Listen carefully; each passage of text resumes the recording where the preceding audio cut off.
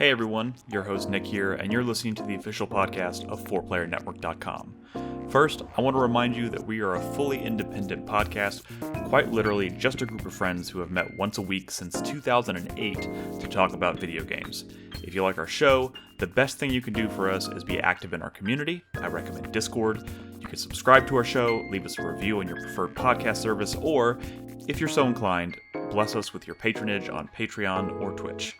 If you're new, all you need to know is this. We record these shows live every Tuesday night at 8 p.m. Central on Twitch, and the audio version launches on all podcast services on Friday morning. Patreon and Twitch supporters will even get the show a day early on Thursdays. But if you want to know more about any of this, about what we do, or find all the important links you need, simply visit us at 4playernetwork.com. And that's it. This is the only ad you'll ever hear on this show. So, with that said, thank you for listening. Let's get started. Hey everyone, welcome to 4Player Podcast. It's episode 786. It is March 5th, 2024. I'm your host this evening, Nick Henderson, joined as always by the illustrious Brad Simons. Hello. Nolan Hedstrom. Hey, how's it going, everybody? And Christopher Davis. Good evening.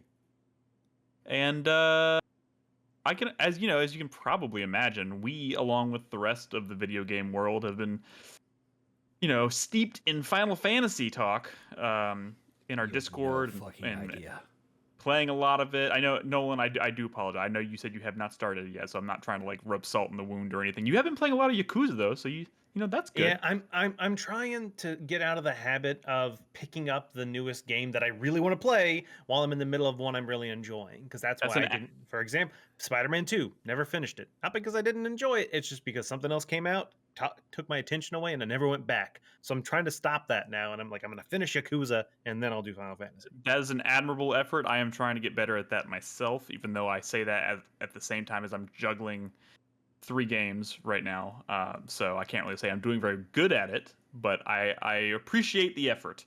But in a little bit, we're gonna get to it. We're gonna talk a lot about Final Fantasy VII Rebirth because it has kind of taken over the video game world, and there's a lot to cover there. It's one of the most beloved. It's a remake of one of the most beloved games ever made, right? So we'll get there in a minute. But before that, I just wanted to see what's going on. How's everybody doing? Anything exciting? No. Anybody else watch Dune? No.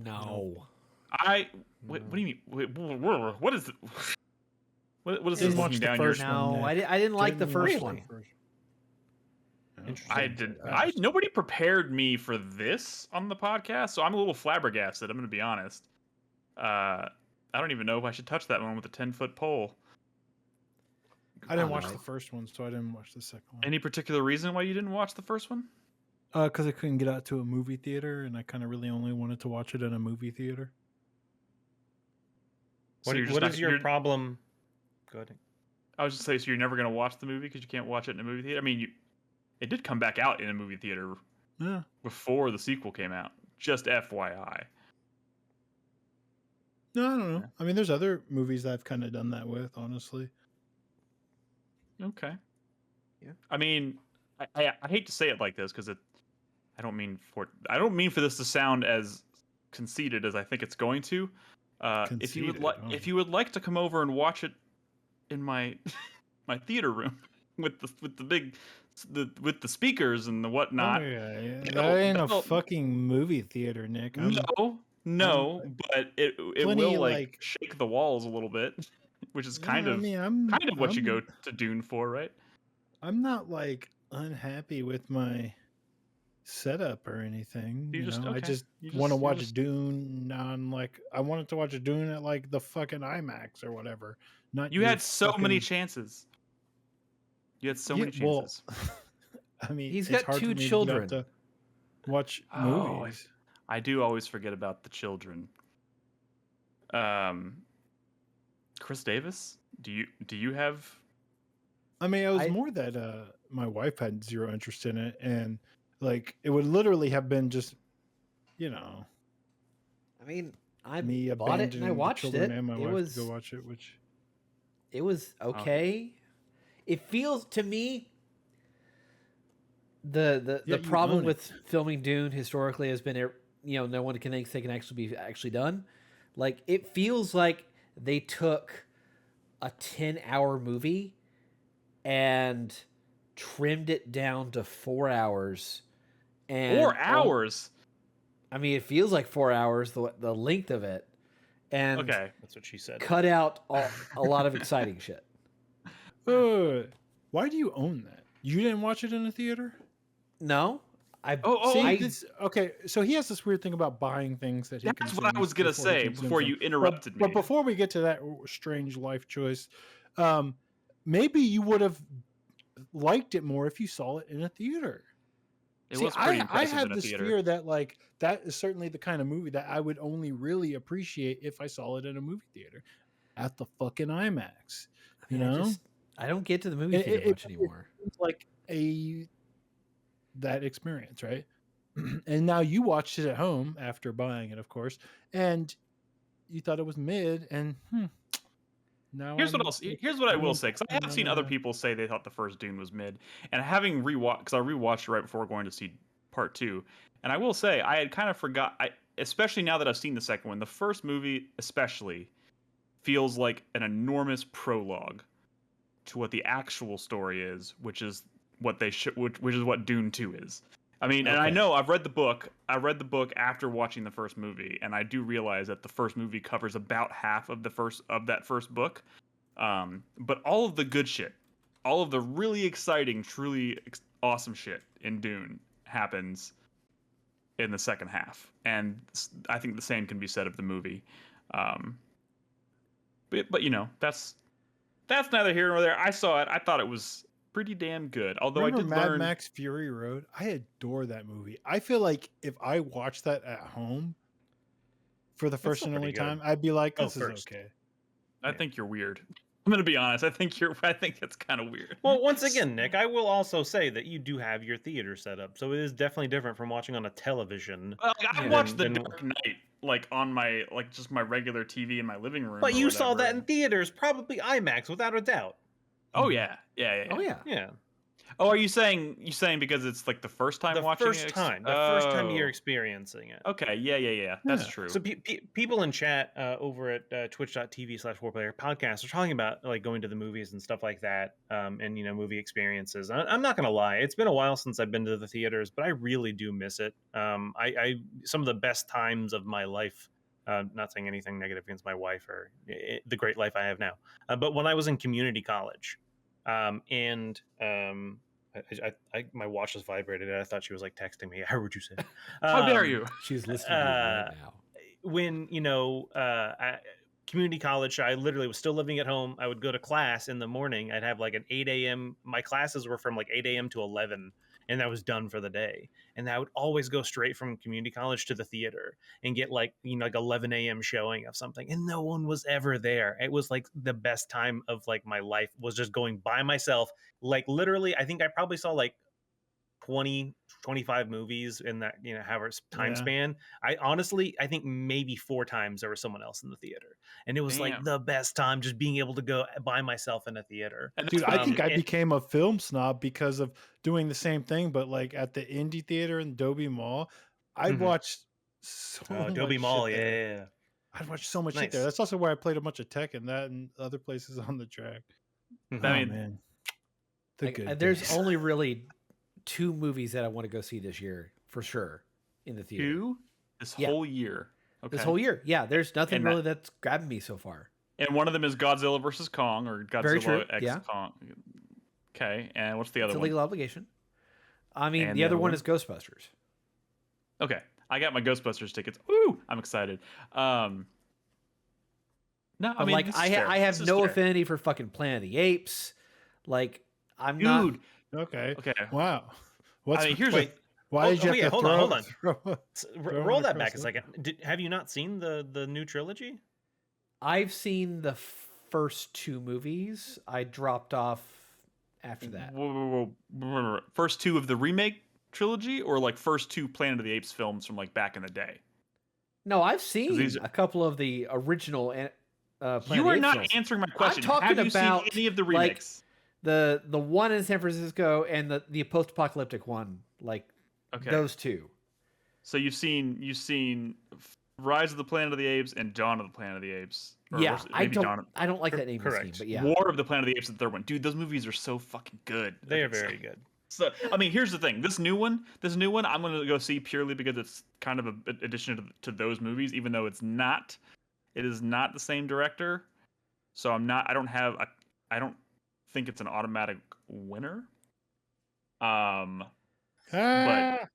like the only other two movies I'm kind of interested in at this point right now is the new Alien film and the new Beetlejuice. Ah, yeah, I keep forgetting about Beetlejuice. They're doing a new Beetlejuice? Yes, they are not doing Michael it. It's Keaton. done film. Michael Keaton. What the fuck? Is there a trailer to the Google? No. There's no trailer. There's no trailer yet, but it stars Jenna Ortega as Winona Ryder's daughter. Of course, and Winona Ryder's in there. Yeah, and I would not watch it if she wasn't. But yeah, I mean, dude, I think there's a lot of stuff coming. I mean, what? Who? I mean, I'm the Gladiator 2. I'm looking at a list of bullshit coming. The crazy thing about stuff. The crazy thing about Gladiator 2 is that it is the same direct. Like it's why am I? Is that Ridley Scott? Yeah, it is a Ridley Scott sequel. Like not just some like cat. I mean, I'm about to say you can't some call it Gladiator 2. I feel like it just feels wrong. I don't know if they've given it anything Gladiator 2. I don't know if they've given it an official title yet, other than it's the next Gladiator film. That could change. Here's a hot take. Speaking of hot bankable actress in the leading role or whatever the fuck, this Mad Max Furiosa movie, I feel like the whole reason, because they pitched that years ago, or people were asking for it, like when Fury Road first dropped, they're like, fucking do a Furiosa movie, right? But I feel like the reason for that is because Charlize Theron was so fucking badass in that movie, right? That's why they wanted it. So to make one of these movies and not even have her as the character, it's like that was Anya Taylor-Joy. That's what I'm saying. Like, okay, I like had one job, Taylor-Joy. and it was to like take that character, the character from that movie that we liked, and make that into a movie. It's not like the concept of her character that was cool. It was her that was cool. Okay, I don't disagree with you. But I will also say this: I think this movie still has plenty of potential to be awesome in and of itself. I'm not saying it doesn't. I guess I know. I'm just. It's a little bit of a bummer. It's a little bummer because Charlize Theron is fucking awesome in that movie. But I also like Anya Taylor-Joy, and I think she has the potential to do some pretty cool stuff. And it is a prequel, but I guess they probably made it a prequel when they found that they didn't have Charlize Theron. Of course. Yeah.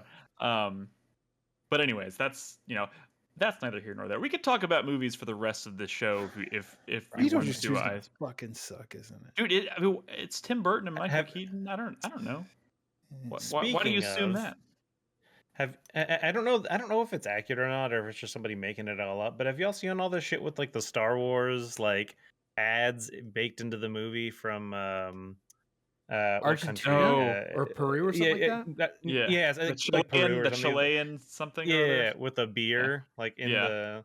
I don't know if those are real or not. Like first off, if they actually did that, that's fucking amazing. But that being said, whoever's actually been creating these, it definitely has some talent though, because it looks legit. But and it's pretty funny if you haven't seen them. No, yeah, it's pretty good stuff. Cerveza Cristal.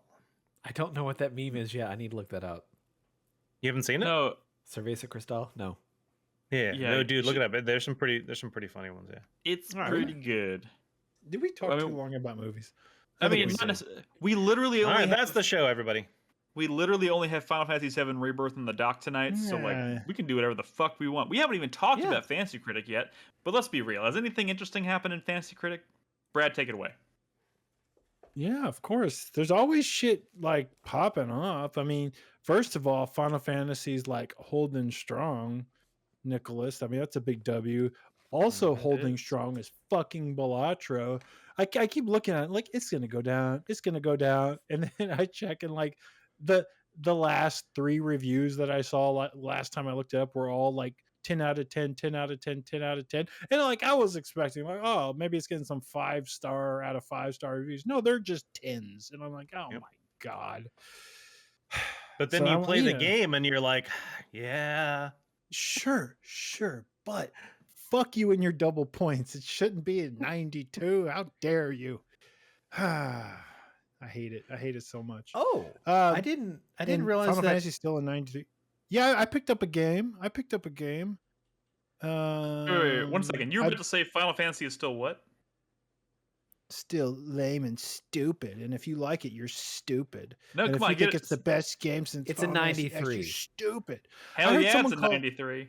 I heard someone call Final Fantasy X Final Fantasy X recently, and it just like, what the fuck are they doing? No. What are you doing? You can't do that. You can't read a Roman numeral. Hey, you laugh, but there's probably plenty of people who don't. I picked up Satisfactory 1.0. You did. Brave. Okay. Brave. Brave. Okay. Here's the thing. I thought about it. I thought about bidding. You're talking, is it going to come out? No. They announced like with much fanfare that 1.0 is coming out this year. Yeah. Although it did say. They said it's coming out later this year, so I still wasn't entirely. Dude, my whole list is later this year. Like none of my games are coming out until like forever. So here's the thing: I feel like maybe more so than like non-early, I feel like early access games, when they say coming later this year, they are maybe less inclined to be really on top of like delay announcements. You know what I mean? Like.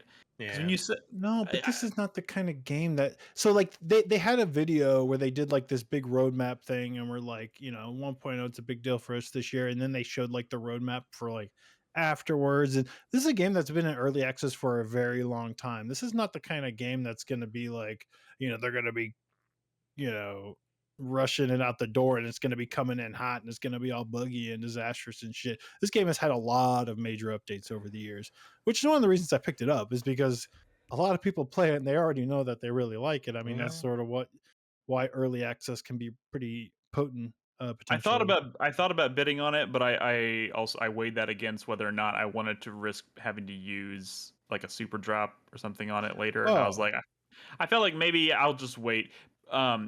Also, again, I think if you had watched the video you'd be. I mean, I didn't watch the video, but I did read a couple articles about their roadmap and whatnot. Yeah. And I did check out their Twitter account, and they seem pretty. They seem pretty focused on hitting that target. So I'm not too worried about that. I'm actually like have much more concern over some of the other stuff that I drafted, because it's all like, I went riskier in terms of like, is this actually going to come out? I don't know, but if it comes out, it's going to hit. So speaking of risk and early access, I do think it's maybe worth mentioning. This is Chris Davis related. No Rest for the Wicked's been getting lots of preview coverage, and they've talked more about early access and whatnot. And we have not been given a definitive roadmap, so we don't really know when it's coming out. But I don't think we can necessarily 100% rule it out coming out of early access this year. Yeah, I think it's going to be close. It's launching in early access in April. Yeah, but who would take that bet though? I mean, I know. The odds are low. I'm not arguing that it's a risk. It's not a risk or something. I'm saying if it comes out this year, it's a huge risk. But I don't think it's necessarily completely out of the realm of possibility that it comes out of early access this year. Outlast Trials, which also came out this week, had a fairly short early access run. It's not entirely unheard of.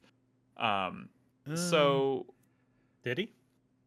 I think Ed did drop a game. Homeworld, he dropped. He dropped Homeworld 3, but that was a couple weeks ago. Also, yeah. I feel bad because Ed did drop that, not quite understanding how the drop rules work, so he used his one unconditional drop on that. Yeah. But that was a good one to use it on. Everyone's like thinking that one's going to be pretty dire, honestly. Yeah.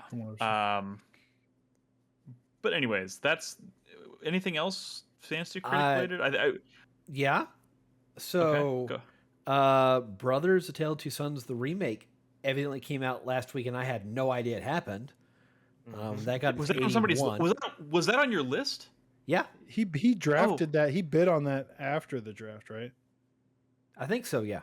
Yeah. It's at an 81, which is pretty much kind of what I expected that game to max out at. So maybe it's just all the Final Fantasy talk happening right now, but like that game came out, and I didn't hear a single. I was like, "What? That game is no out?" One fucking bought it. It was a terrible time to release that. Unfortunately, it's a terrible time to release it. Maybe kind of a weird decision in general to remake in the first place. I don't know. Yeah. Also, so we've got Unicorn Overlord this Friday. Does that have reviews yet? No, it does not. It's gonna do well though. I'm sure. I'm sure it is. 8 hours of it I played, I'd say like 85 plus. Yeah, good. Okay, I'm aiming for 95. And then so here's the thing. So Rise of the Ronin, previews that are based on like the first 3 hours of the game are going live now. But right now, like as we're recording this. I mean, they went live today. Are they okay? Pause for a second. Are they fucking stupid? Are they stupid?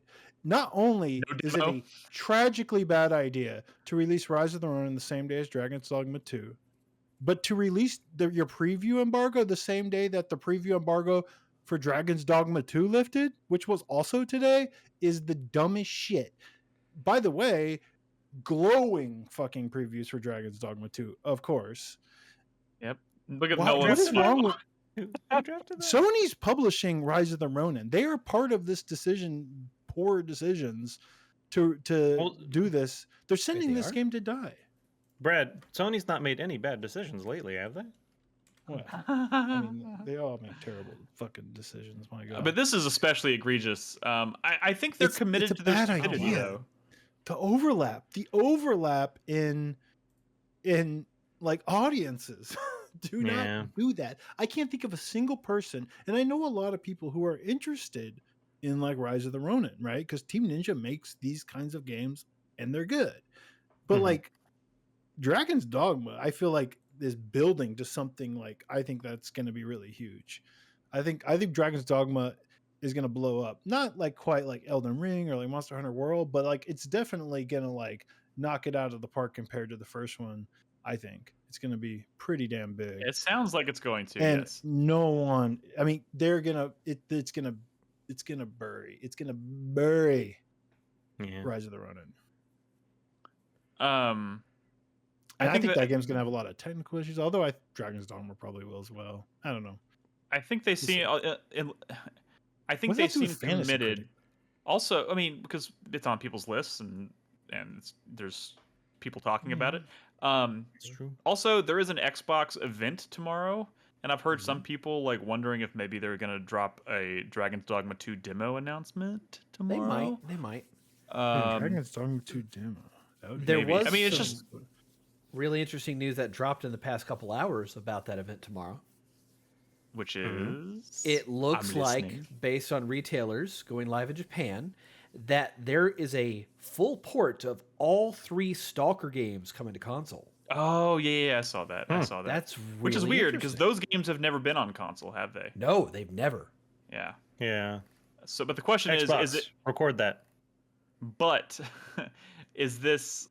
I mean, are these going to be ports from some other studio that has no? I mean, I guess they kind of have to be at this point. I mean, there's no way GSC did this. Yeah, but there's no way the studio making Stalker 2, which is also having to contend with an actual war, is also somehow developing these ports of these games, which, again, different team than what the ones that actually made that original game. So I think it's all going to kind of hinge upon who's making those ports, but that's neither here nor there. Yeah, I'll be really interested to see.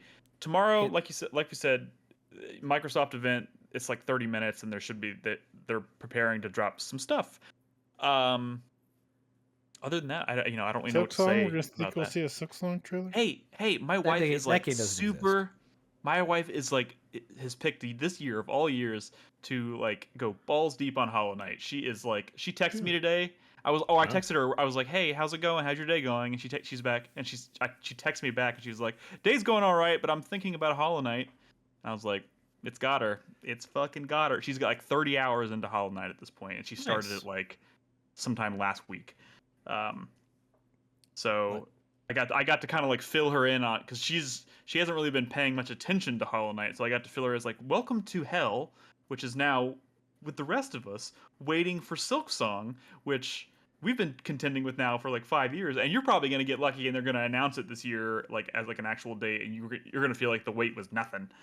So that's a little disconcerting, but whatever. Just like I'm glad she's playing. Do not, for any gaming news event that happens over the next year, don't look for Silksong to be there, because you're building up your anticipation and you're just going to end up being disappointed that it's not there. Just let it be a pleasant surprise that pops up. It won't be though. Every single, and I even told this to Robin, I was like, every single like gaming event where they're going to have announcements for something, every time it's like, this is the one, this is it, and every time we're let down. But you're not going to be able to stop people. You can't stop people. That also, Xbox event where they did the trailer was the worst thing they could possibly do to their audience. It was pretty bad. I was hanging out in the living room the other day, and she's like, "Oh, who are these? Who are these guys?" And I was like, "Who? Where? Who?" And because she's playing on the Switch, and she's like, "These like Mantis people." And I was like, "Oh, she made it to the Mantis Kings or whatever they're called, right?" And I just remember how fucking much I hated that boss. And after about 10 minutes, she's like, "Oh, done." I was like, "What?" And I was like, you're really good at video games. I feel Nick crawled so Robin could walk. Yeah, exactly. Yeah, but yeah, the Mantis Lords. Thank you, Prince. I forgot what their official name was. And she was like in shock when she like walked into the next area, and suddenly all those Mantis enemies that she's been like contending with for the entire time were like suddenly bowing to her. I was like, that game's pretty good. That game is really fucking good. You could say it's one of the best games ever made. You could say that. I don't think many people would argue with that. Well, critics upon initial release maybe would, with their indie tax, motherfuckers. Here's the question, Brad. Let's just say, hypothetically speaking, Castlevania Symphony of the Night didn't exist, and then it came out in the year 2023, made by Konami. Do we still call that an indie game? Do you think No. if Symphony of the Night came out, it would pay the indie tax because of the kind of game that Well, it is? let me ask or do you think people would recognize it as one of the best games ever made? Prince of Persia just came out. Would you say that paid the indie tax? I don't think so. I think it scored really well. I think it scored really well, and I think it appropriately. Do you think it scored appropriately? I heard some people say it's like one of the best of the whole entire genre now. I mean, you finished it? I did. Yeah. What do you think? I mean, I feel like I've played enough of those style of games at this point that I don't necessarily know if I'm comfortable calling it one of the best in the. I mean, it's like one of the best feeling games, and I guess the way that games like that can feel to control is pretty fucking important. So yeah, it carried. I mean, it flows. It flows very, very well. Yeah. But there are some aspects of that game too where I was just kind of like, Story's kind of meh. And Let me tell you, the story in Symphony of the Night's kind of meh. It is. The question still stands: would Symphony of the Night pay the indie tax? It paid it back released then. today. I think it paid it back then. In fact, it was even harsher back then. Here's the problem with that, harsh Nick. on 2D games. Here's the problem with that logic: is we would not have a concept of a Metroidvania if Symphony of the Night came out today. You know what I'm saying? Like that's the problem. Is so many games came out of that, and we have this concept of what we think as a Metroidvania, or at least in that case, Castlevania. So if that came out today, even though it is an indie, I think it would be so revolutionary that it would still get a lot of praise because obviously it's a little clunky. Would it break 90? It felt revolutionary. Honestly, at the time, I think it would. I think it would, because it took a long running, like respected series, right? In the Castlevania games, and it did this thing that like we turned it into this Castlevania game. Now there's the whole fucking castle, and it's like Metroid. Like you didn't see that happen to like franchises much, right? where they like took a formula and like blew it up into like this thing that's like completely different. So it felt revolutionary at the time. Now it would just be another one of those, right? I mean, it's also really like kind of weird and janky too back then. I mean, obviously, what are we talking about here? I don't know. Like I said, Did I don't hear have that a lot. Mandalorian game by Respawn got canceled? Yes. Yeah. What the fuck? Everyone's laying people word off. is and, that I heard they were very excited about what they were making there. So just fuck EA. I heard a really good theory, and I don't even think it's a theory. I think that once a major company like Microsoft, right? I think maybe they were one of the first major game companies at the start of the year that said, "Oh, we're laying off like 1,000 people or whatever the fuck," right? I think once that happens, all these other companies are like, "Oh, dude, we got to get in now," right? Because like once you start seeing these articles about it being a trend, now it's like, well, we could just get away with it. We're just part of the trend, so let's jump on all these layoffs. I mean, because it's always in people's minds, right? These companies like it's about doing it at a time where pressure, right, from investors are like, oh, how are you gonna like make up these losses, and so everyone kind of like jumps on at the same time because now that's when you get away with it. The first one's the hardest, right? In terms of like PR for these companies, somebody's got to step off the cliff first, and then everybody else can just follow behind. Yeah, the same thing was happening last year after the pandemic with the tech sector. Like every company was deciding, oh well, we can't keep these employees on. We might as well just, for a stock price, go ahead and just lay them off. While we're just kind of like randomly throwing out headlines that caught our eye. Did y'all see Warner Brothers today? Oh God. Warner Brothers, correct me if I'm wrong, but Warner Brothers is the publisher of Suicide Squad, Kill the Justice League. Warner Brothers said the future for Warner Brothers is live service games. They're doubling down on live service games, and they're talking about turning all of their major franchises into live service games. That includes Harry Potter, Mortal Kombat, help me out. Anything under the sun, they potentially want to do. I mean, they have Lord of the Rings. They have much big IP, and after the disastrous launch and reception of Suicide Squad: Kill the Justice League, they decided they were just gonna fucking double down on that. I don't like this timeline. I fucking hate this timeline. Specifically, they are saying, was it just like a fuck you from like the guy in charge? I mean, maybe. I don't give a shit they are pissed about Suicide Squad. This is our future, motherfuckers.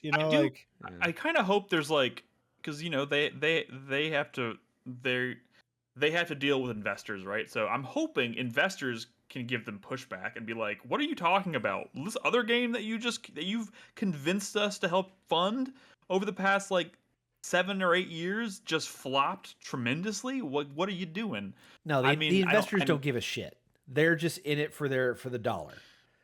Well, I know, but they're also looking at Helldivers, right, and saying, "Dang."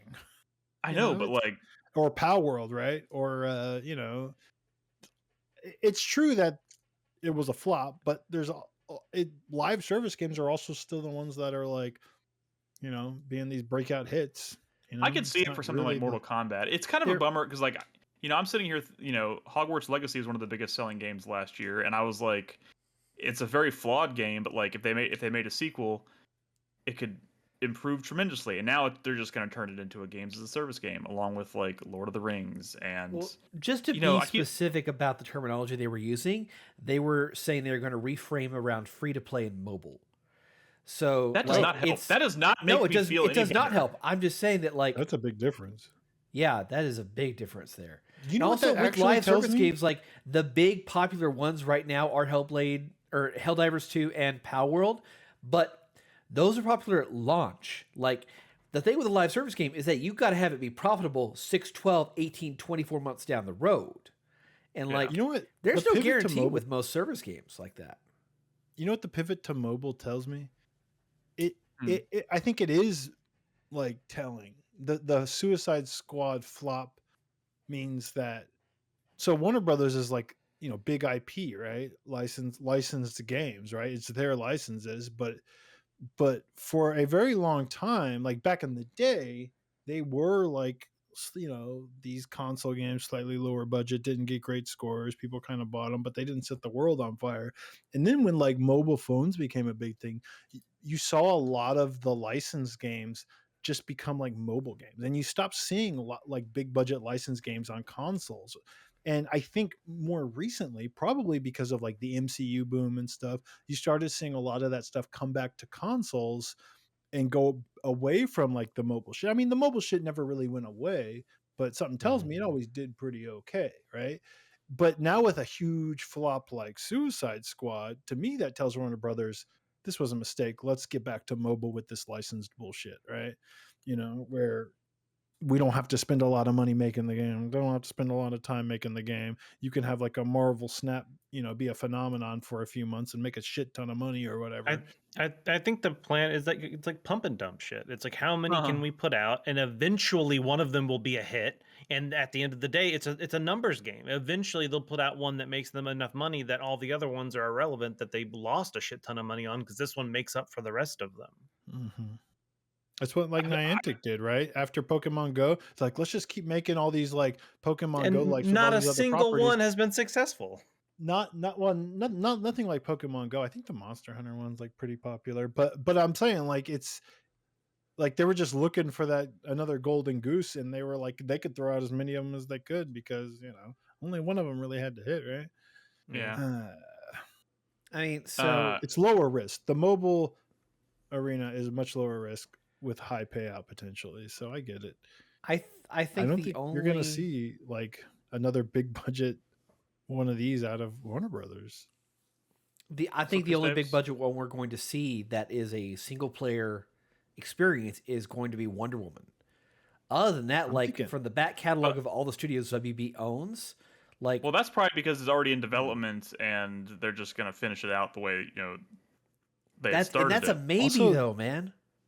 That IP fucking dire, right? I bet when they started, like in the concept phase or whatever, they greenlit the project.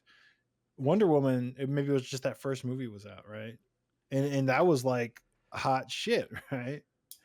And since then, the second movie came out, and everyone was kind of like, and the whole like promise of maybe the DC universe becoming something that people cared about, really kind of.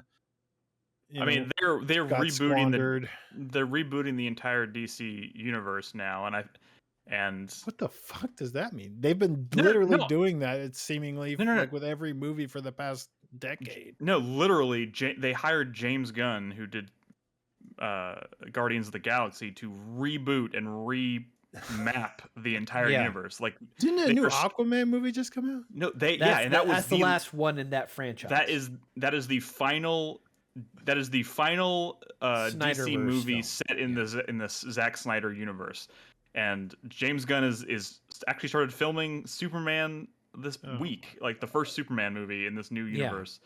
I feel like you could have told me that article 5 years ago, and I feel like I read that 5 years ago. What the fuck? I mean, they made that announcement like a year and a half, 2 years ago, and he's been talking about the plans to do all this and how they're handling everything. All this new DC shit over the past couple of years that seems like it's like a Suicide Blue Beetle, Suicide Squad. Dude, that Suicide Squad movie was directed by James Gunn, and that is the movie that got him the gig.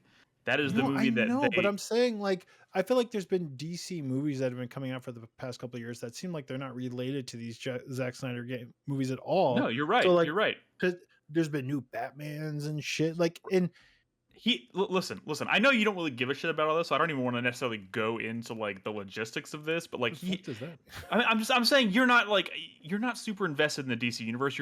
I feel like you're just gonna kind of shrug it off anyways. But like, when this whole announcement was made, James Gunn was answering questions, talking about his plan, which movies he's making, the different like, you know how they talk about Marvel in terms of sagas, or what's the term what they use in Marvel, where the generations of Star Wars, if you will. No, listen. I mean, like, they call phases, right? He's talking about the different phases, and they asked like, so what about the Batman, which was the Batman with God, I cannot fucking think today. Robert Pattinson. Yet another Batman. That is an alternate universe. That is the Joker, right? That is not connected to his DC. Like there's going to be a new Batman for that universe that is completely separate from Robert Pattinson's Same Batman. with that Joaquin Phoenix Joker shit, right? Yes, Joaquin Phoenix. That's kind of what I'm talking about. I feel like there's been so much of this stuff in recent years. So to say like there's yet another phase, it's okay, buddy. You've what done I'm saying is like that.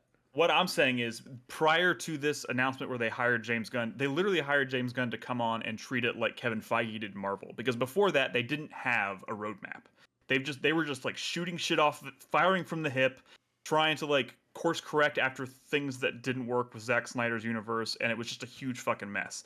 So they said, we're after this Aquaman movie comes out, we're scrapping everything, and James Gunn is starting a new timeline with a new cast, a new everything, and we're gonna take it from there. That is Here's their the plan. thing, Nick.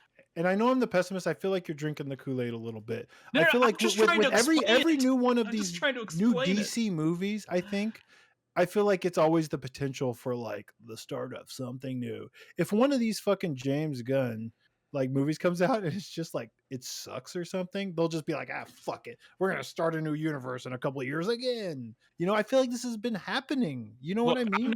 Remember the mummy when they announced like yes I remember the dark universe. Yes, it's just like do it, stop it until one of these movies comes out and people actually care and it actually makes a couple $1 billion. Fucking stop it. Listen, I'm not trying to quote unquote drink the Kool-Aid. I'm just trying to, because you clearly weren't familiar with this announcement, this plan. I was just trying to bring you up to speed with what's happening. I'm not saying it's going to be successful or not, but I certainly have a lot more faith in James Gunn as far as making superhero movies than I ever did with Zack Snyder. So, but I don't think it's only been them two. But okay. No. But like he is directing the new Superman movie, and that cast looks pretty legit. And I've liked whatever. Sorry, go ahead, Nolan. I have thoughts and comments. I saw obviously no one here has seen Madam Web, correct? No. Or maybe Nick did. Okay. No. And so that's fine.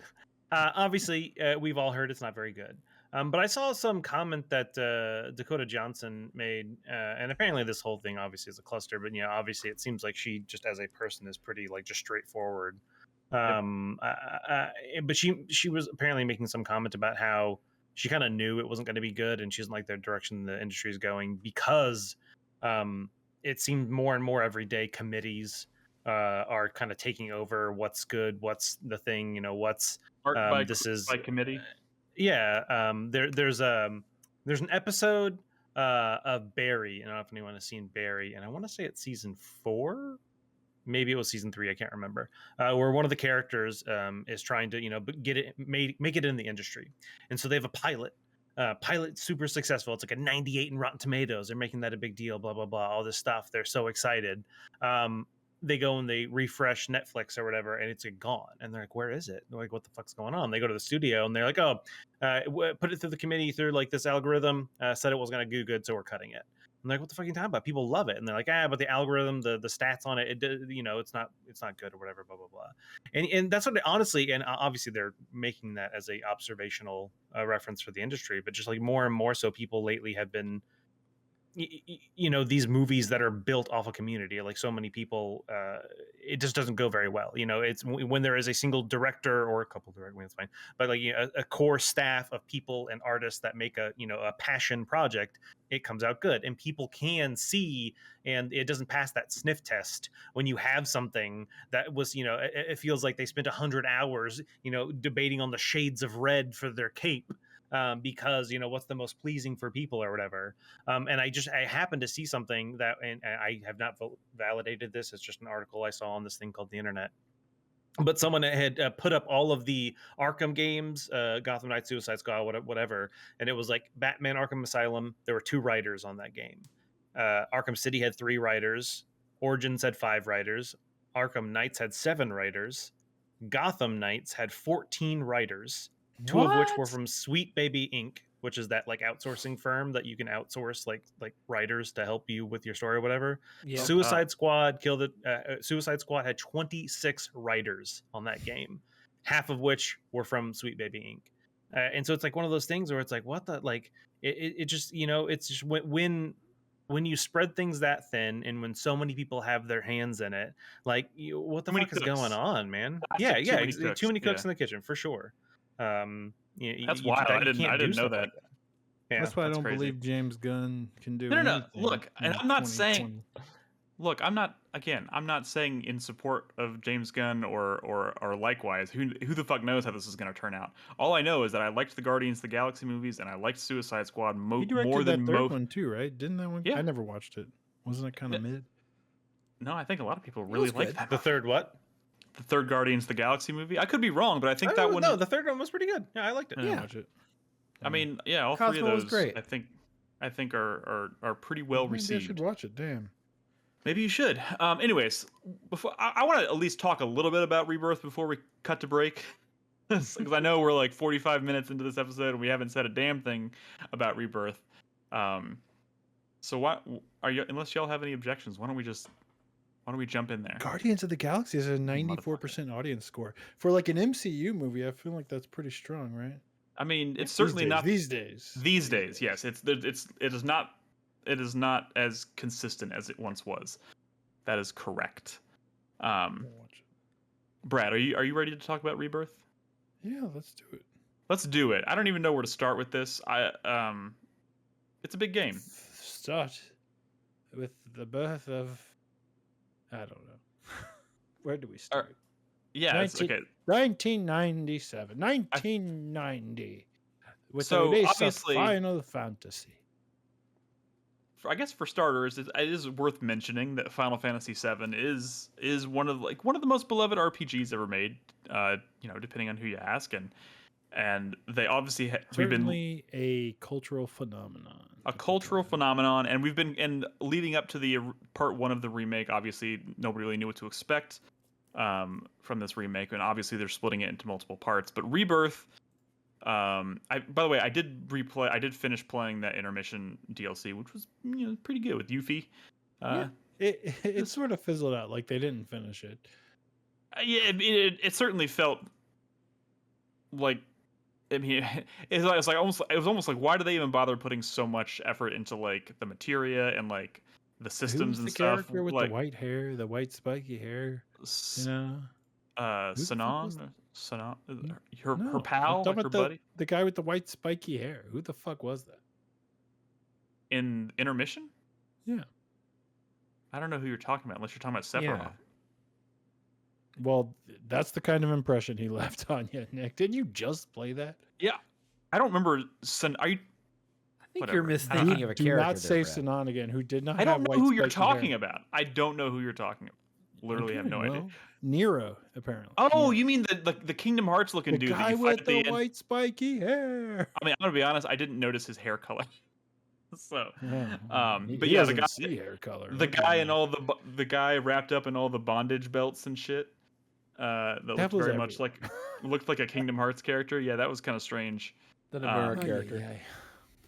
But anyways, he's from Dirge of Cerberus. That is the problem with. Oh my god! Oh, no, this is the shit. Really? They could have kept it just like they could have stayed pure, but it had to be like season 3 of The Mandalorian or whatever the fuck. It couldn't have just be season 1 of The Mandalorian. It had to. They just have to ruin it. They have to bring everybody in, extended universe, and the cartoons and everything, and that's what they're doing with Final Fantasy when they didn't have to.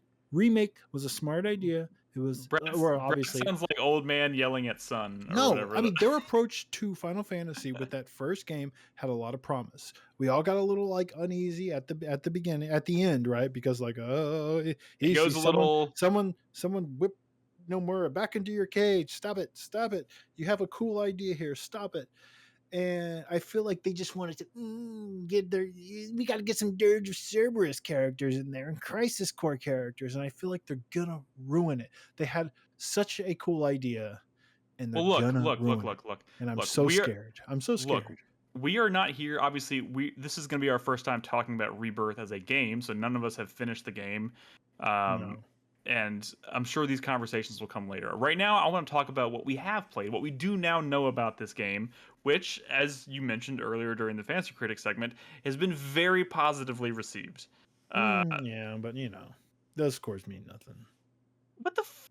What, Brad? We'll see. You gotta take the real conversation in terms of like the wider scope is going to come like 3 months from now when everyone decides if they still love it or they hate it with a passion now, which happens to every Final Fantasy. Well, when I 16 came out, everyone was playing like, "Duh, the shit is crazy," and then like a month later, everyone was like, "That was dog shit."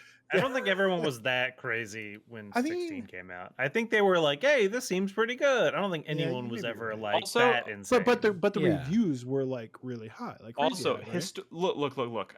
I'm also a little concerned that maybe my negativity is kind of bleeding in here a little bit because there are a lot of people who really enjoyed 16, and I don't blame them.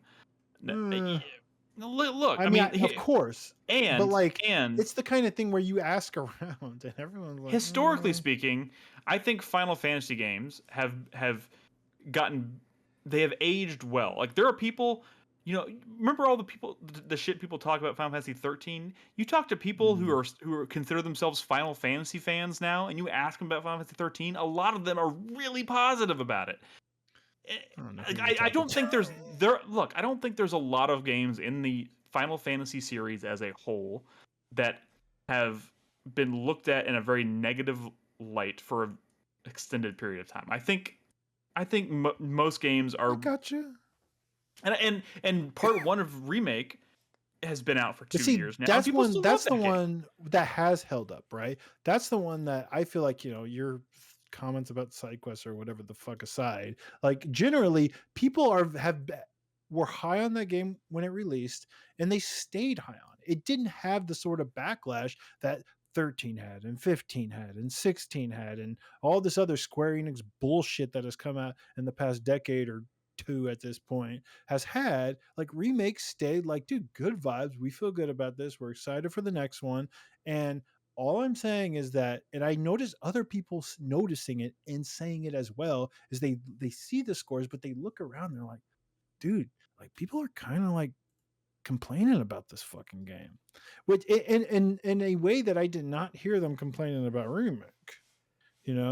It's. Well, are we here to talk about those people's opinions of the game, or are we here to talk about our own?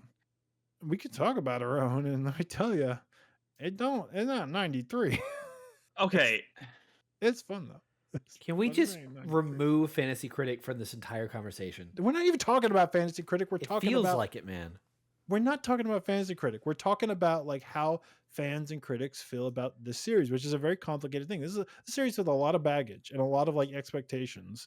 And I just want to point out that prior to the release of this game, I expressed maybe some, I don't know if I'm convinced, or I'm not entirely sure if this is going to be great. And you like talked to me. You basically said I was crazy. Look at this. I told you that was a Fantasy Critic decision, and I fucking broke it down like a fucking formula as to why this thing is going to score a 93, basically, and it did. But we're not talking about that. I'm talking about the way people feel about this game. I'm talking about when I said I wasn't entirely sure, not Fantasy Critic related at all.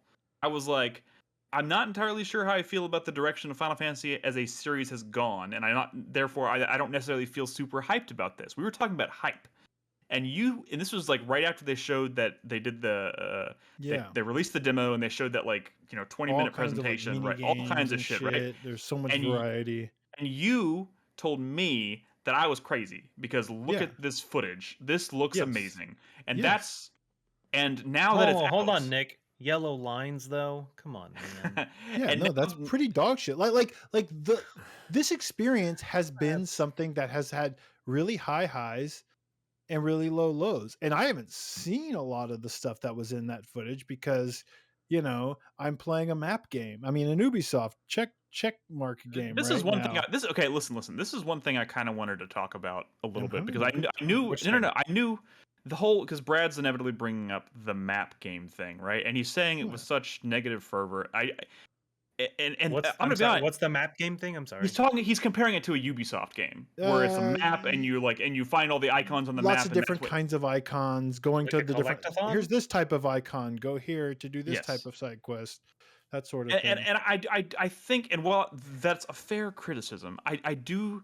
There are games are designed and tailored towards people with like very like different personalities when it comes to game, because like you talk about that, and that is the shit that I just happily spent my entire weekend doing, and I loved it. You didn't let me finish. I'm having a good time with that stuff. Like, I think it's so this is a complicated game, and everyone wants us to see, I fucking hate this game, or I fucking love this game, and shut the fuck up if it's not love or hate, because we don't want to have to think, but truth is, this is a very saying, by the way, complicated, like, I know I didn't say you were saying it.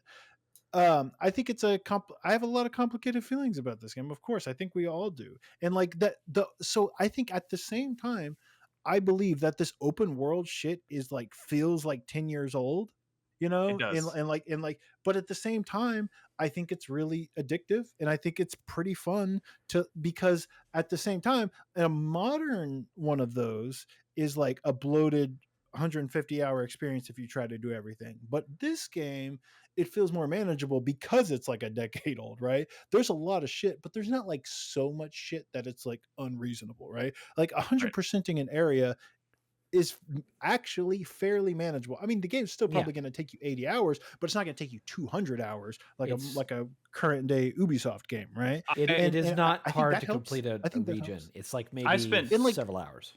I spent 10 hours this weekend, for example.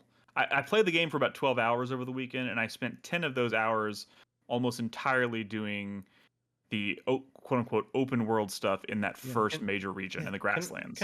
Can I ask a question? Yes, because I'm a little lost. Please do.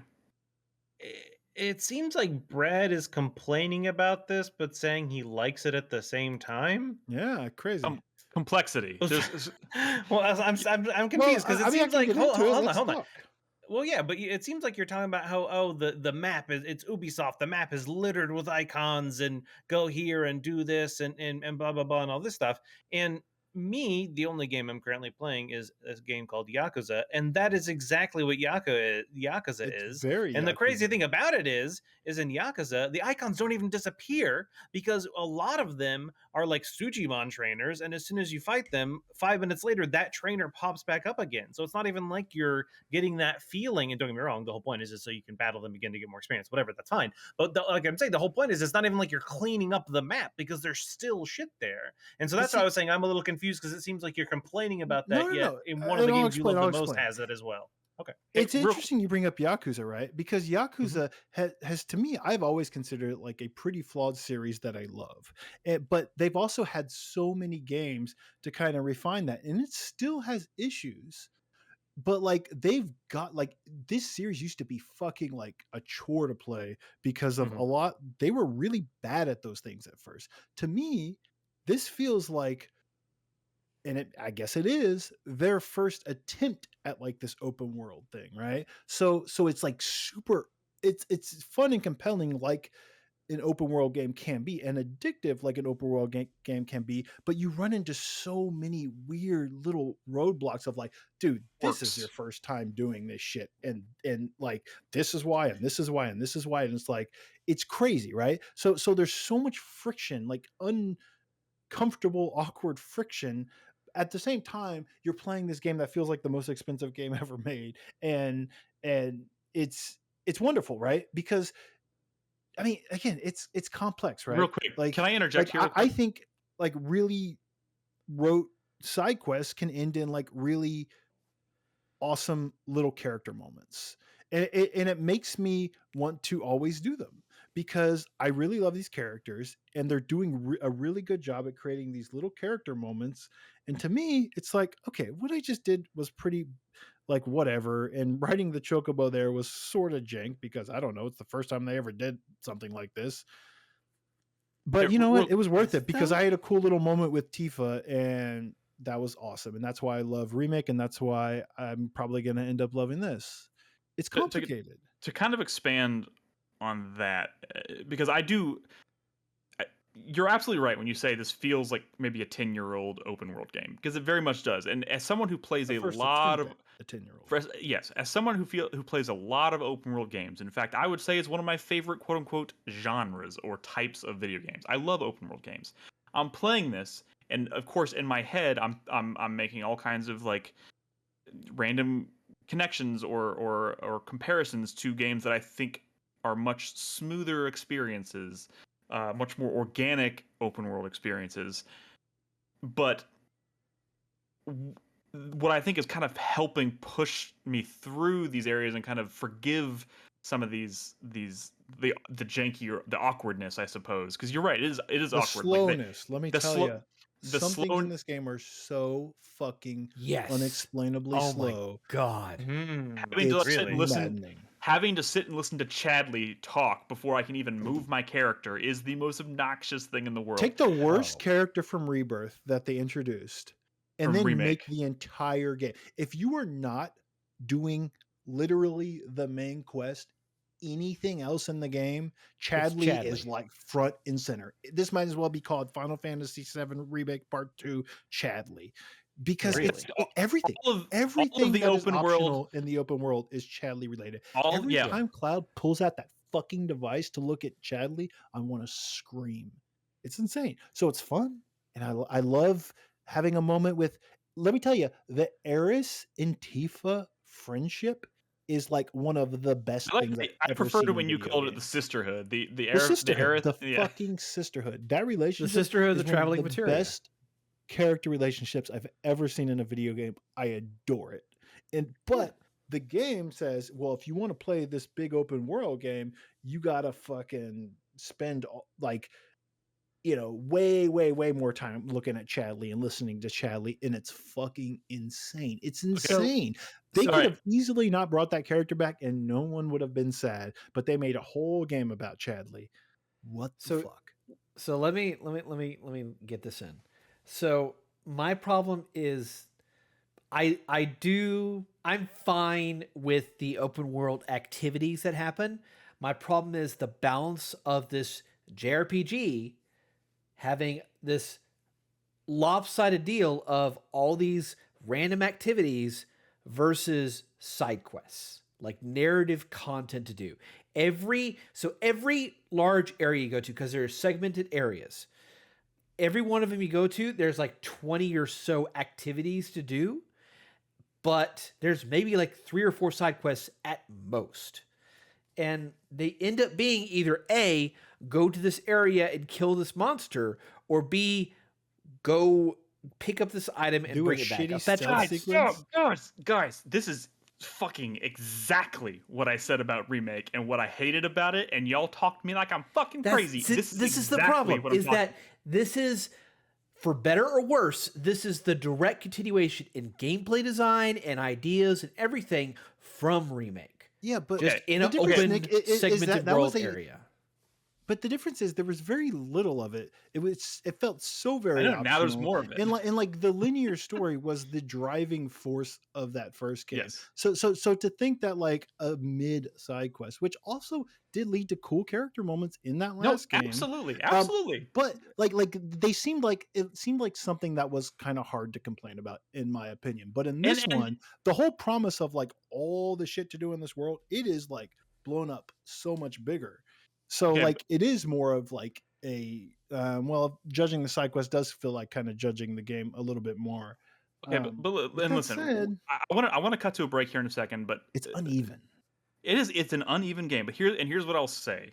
Messy. As maybe a final thought before we cut to break, we'll talk about it more when we come back. But the saving grace, the thing that I think makes all of these complaints that we've already voiced here an easier pill to swallow, and why it has not stopped me from it. I have not felt the same level of frustration I did playing 16 or 15 or any of that stuff, is because it's interwoven with so much, and this is going to have a negative connotation, and I'm sorry, it's interwoven with so much brilliant nostalgia. That the nostalgia carries a lot, especially the soundtrack, honestly. Just like when I first stepped foot into Calm, I was like, I had a thought, and I tweeted this. I had a thought that I haven't had while playing a Final Fantasy game since probably 10 or maybe 12, and that was, holy fuck, I would love to live here. This is just delightful. Like, this is so beautiful and charming and whimsical. I love it, and I haven't felt that way about a Final Fantasy game in so long. It's not just nostalgia, but like, I'm not saying it's this game is getting a nostalgia. lot of mileage out of like silly, lighthearted moments, and where Final Fantasy 16 could not. Right, so like little random side quests aside, they tried.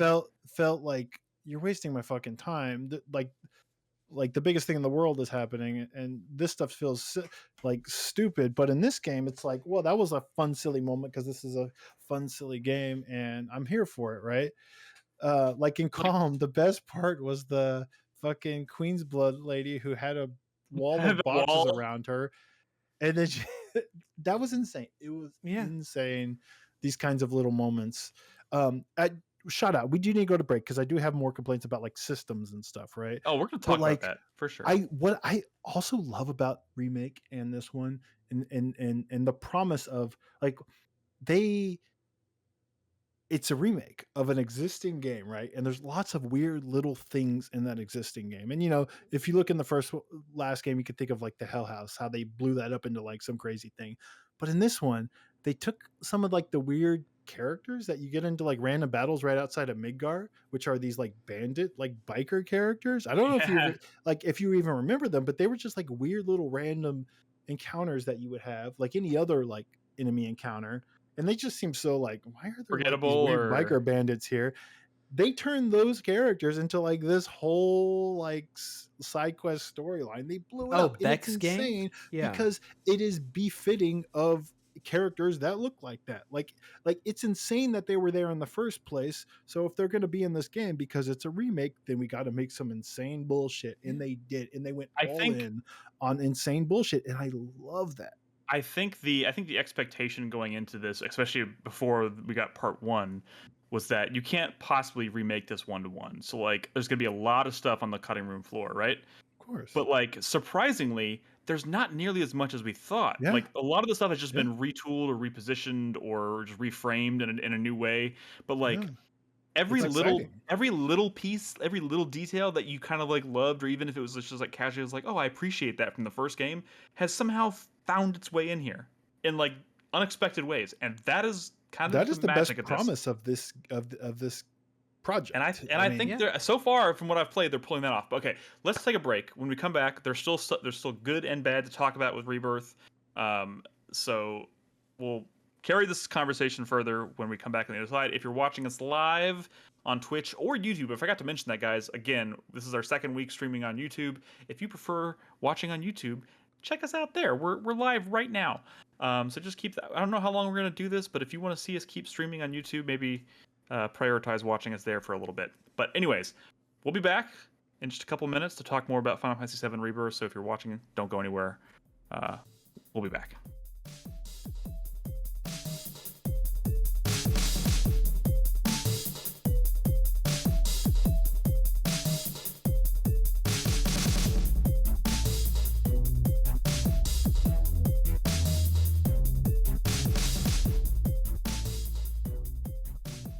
All right, hey everyone, welcome back to the show. As I said at the start of the show, the docket is Final Fantasy VII Rebirth, and we started the conversation in the last segment, so let's just press right on. Okay, the Chocobo. Look, dude, the Chocobo in 15 and 16 did not feel this fucking jank. You could jump, you could glide in the last game. It was like smooth. They figured some shit out. They like unfigured it out for this game. All of a sudden, the Chocobo way more clunky now, and I don't understand. And where is the jump? Hey, I'm gonna be honest. I did not see that coming because I've actually felt pretty good about. It's okay. I mean, you could look. We're all having the honeymoon period. I like things too. It's fine. No. You cannot deny. You played all of 16. That shit. You could jump. You can glide. It was smooth. Here, it's like, dude, this thing is. I feel like it's barely hanging on. It's just gonna fly off into the fucking stratosphere at any moment. Like. It's like awkwardly like animating over rocks and shit, and it's like this shit feels hacked in. It feels hacked in. But like I'm saying, it wasn't like this in 16 and 15. Like this almost feels like a late edition. Like I don't understand some of the jank in this game. Okay, I don't even know how to respond to that because like the chocobo has been one of my favorite parts about this game up until this point. It's fast. It feels very responsive and it makes getting around the world easy. I mean, this is the first Final Fantasy game in which I've actually given a shit about the chocobo. Well, the chocobo does things now, which is cool, right? It's picking up shit. You're doing its weird little like I'm gonna smell for shit in the environment, and we're gonna find it. Which again, really slow and clunky, but it's neat. That's the clunky part for me is when I'm trying to like be very precise about where I peck to like dig stuff up. You have to be positioned just right so that when you hit the button, his nose goes down right over where the thing is showing up, and that's super clunky. But like, so the chocobo can do a lot. You telling me this chocobo's got a loose pecker? The chocobo it moves fast in a straight line, and it can do a lot, and you use it a lot more. But like it feels janky in a way that those last two did not. I haven't asked you yet. I know I would love to be able to jump and glide. I know more or less where Chris Davis is because I talked to him while I was streaming last night. Brad, I don't even know how much this game you've played.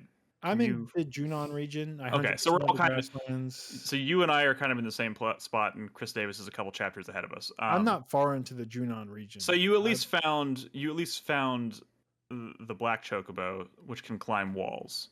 Which I will say very slowly. Yeah, here's what I'll say is that's another. We were talking a little bit last segment about how like even little tiny aspects or things that you kind of would have expected to just not be in the remake find their way in here.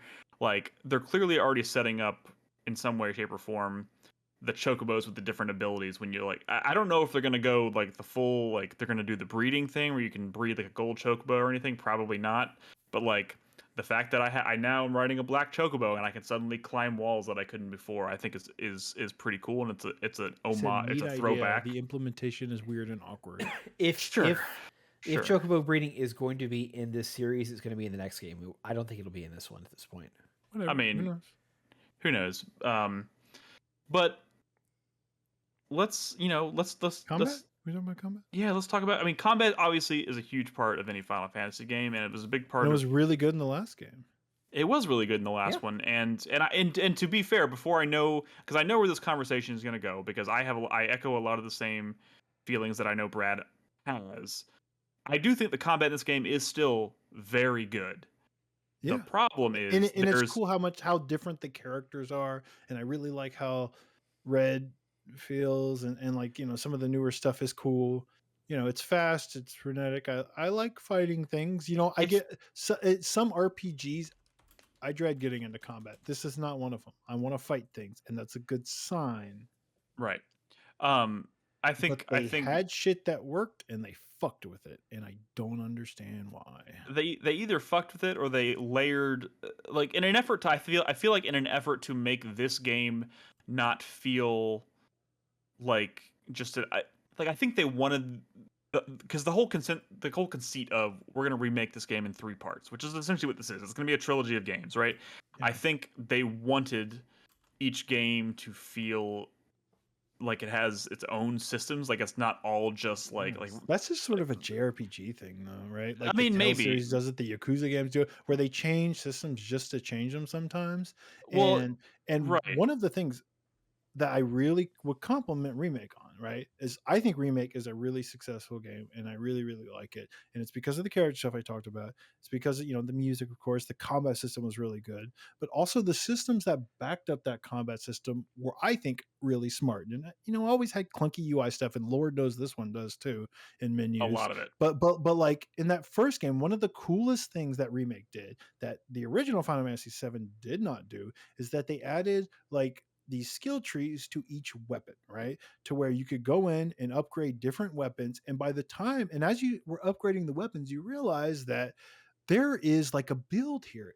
there's like a concept for this weapon. This weapon is always going to be relevant in this game, but this is the weapon I use if I want to lean more like towards magic spells, or this is gonna be the weapon I use when I lean more towards this thing or that thing, right? They had identities. Each weapon had an identity, and it was a smart idea, and it was a new idea to remake. And they in Rebirth, they threw that in the fucking trash, and it's just gone. And now they have this simplified system that is just confusing people because their UI is a mess, right? Like you go to weapon upgrades in the menu, and there's no confused. upgrading of weapons to do it all. It's insane. It took me 7 hours to figure out how to configure my party. Like I have to go to this very obscure menu called combat settings. There is an option for party. There's a party option. Like what? But you have to go to combat settings to edit your party. Yes. In the weapon upgrade system menu, you don't upgrade any weapons. You never upgrade your weapons. It took me a long time to realize there is no agency in the upgrading of weapons. You can choose like a skill or whatever that goes on that weapon and maybe another one later, but it's not like, but the crazy part is you select, you know how in the last game, in some of these games you can select like an auto option, like, dude, I don't want to like spend time in menus, I'm just going to do prioritize attack. And you could do that in the weapon system in the last game and in the DLC, and it'll level it up for you. You have that option in this game, but there's no actual skill tree that anywhere that's leveling up.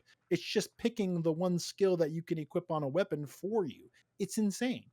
That's not leveling up anything automatically. I don't even know if y'all realize that. It's not doing anything except taking another choice away from you, a single choice of what to put on your weapon. It's actually crazy, which by the way, you can't even swap that out in the weapon upgrade. You have to be on the materia menu, which is fucking insane because it's not even a materia. Don't get me started on folios. What the fuck? Dude, I still have no idea what's going on with the folios. I have been 100%ing areas in this game. I've played a lot of it, and I still have no idea what's going on with some of this shit because the UI is a mess, and they made it weird and they made it different just to make it weird and different. And it's frustrating because at the same time, certain aspects of the menu are snappy, are beautiful. I love the way like they change between the characters as you're like swapping the characters. Is like, wow, this is great. It's actually like pretty fast and responsive and beautiful. It's like, wow, right? But then this is one of the things that always bothers me. I don't know if it bothers other people. When you're like, there's so many times in the game where you press pause and you can't actually pull up your menu. And even when you're talking to like little NPCs in the world and you're just saying bullshit and you're getting like quest rewards, like, oh, you got a new fucking material. Like, ooh, I want to go into the menu to see what that material does. And they're like, nope, it's just a pause screen. And you're like, this is just an NPC in the world, not an elaborate cutscene. I can't go to my menu. I'm like, all right, so I'm going to stop talking to this NPC. Surely I'm ready to bring up my menu. And I hit pause again, still can't bring up the menu. I really want to go into my menu. I'm thinking about all this stuff, you know. Surely I can bring up my menu. Still not ready. You gotta wait. You gotta fucking wait. You have no idea when I can actually pull up that menu. And I pressed the button like half a dozen times, just wanting to go to my menu. Finally, it's okay. So maybe some text up top of the screen dissipated. Now you can go into your fucking menu. I swear to God, it drives me insane. And I'm a menu guy, right? I like to be in menus. And for me to not to know when I can actually go into my menu is driving me insane. Now look. I agree with everything that you're saying here. I've had the exact same frustrations, and I'm actually glad. I feel a little bit vindicated because I thought I was dumb for a little bit. I'm being very confused about the folios thing. It's a mess. It's a huge mess. I don't really know what's going on. And I'm still like fumbling. I feel like I shouldn't be fumbling around in the menus this much after 15 hours of gameplay. I want to stress, and I want you to continue that thought. As someone who played like 8 hours of Unicorn Overload recently, which is a strategy RPG with lots and lots of systems and menus and complexity, that shit was smart, intuitive, well designed. I was never confused. I'm a menu guy. I like complex RPGs. This is a mess, and it's not like a normal kind of mess. It is weirdly messy. I 100% agree. And It's I 100% agree, and I think it's going to be one of the few things I end up looking back at when it's all said and done and going, that is an area where this game really needed a lot of extra work, because everything around it. I think this game is because I know it sounds like we're being very negative right now. And I feel like I have to say that a lot, but again, this shit's been pent up, and now we're getting it out. We're getting it out. And what's up? I was gonna say, I think the problem Square Enix has with this remake series so far is that they prioritize animation over every single other aspect of the game. Oh yeah. Like 100%. What Brad was just saying about the pause menus, like you have to wait until player agency is returned to you from a conversation, from a cinematic, from anything that's happening. Any animation that could possibly be happening. Chadley. Yeah, Chadley.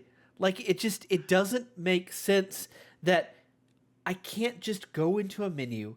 I can't just do XYZ. Like conversations are so inconsistent in this game because some of them that have specific camera angles will allow you to skip dialogue, whereas others will not let you skip dialogue because those characters wave their arms or they turn around. Like it doesn't skip what needs to be skipped, and it slows it down, and it's so annoying.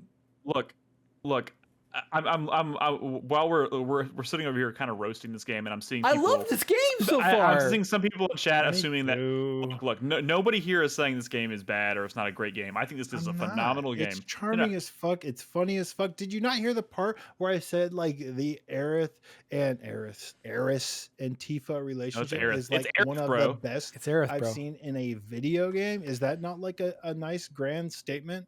Like I love that stuff. I love how silly this game is and awkward and weird this game is, and its character moments. I adore that stuff. Like I said, the fucking Queen's Blood, which is a fun mini game. Nolan, big triple triad energy. Nolan loves himself a good Final Fantasy card game. I can already tell that when I'm gonna once I've kind of like done a lot of the stuff and it's like time to like explore the world and clean up, if you will. Like I'm gonna spend a lot of time with Queen's Blood. Yes, I have very cool game on Queen's Blood.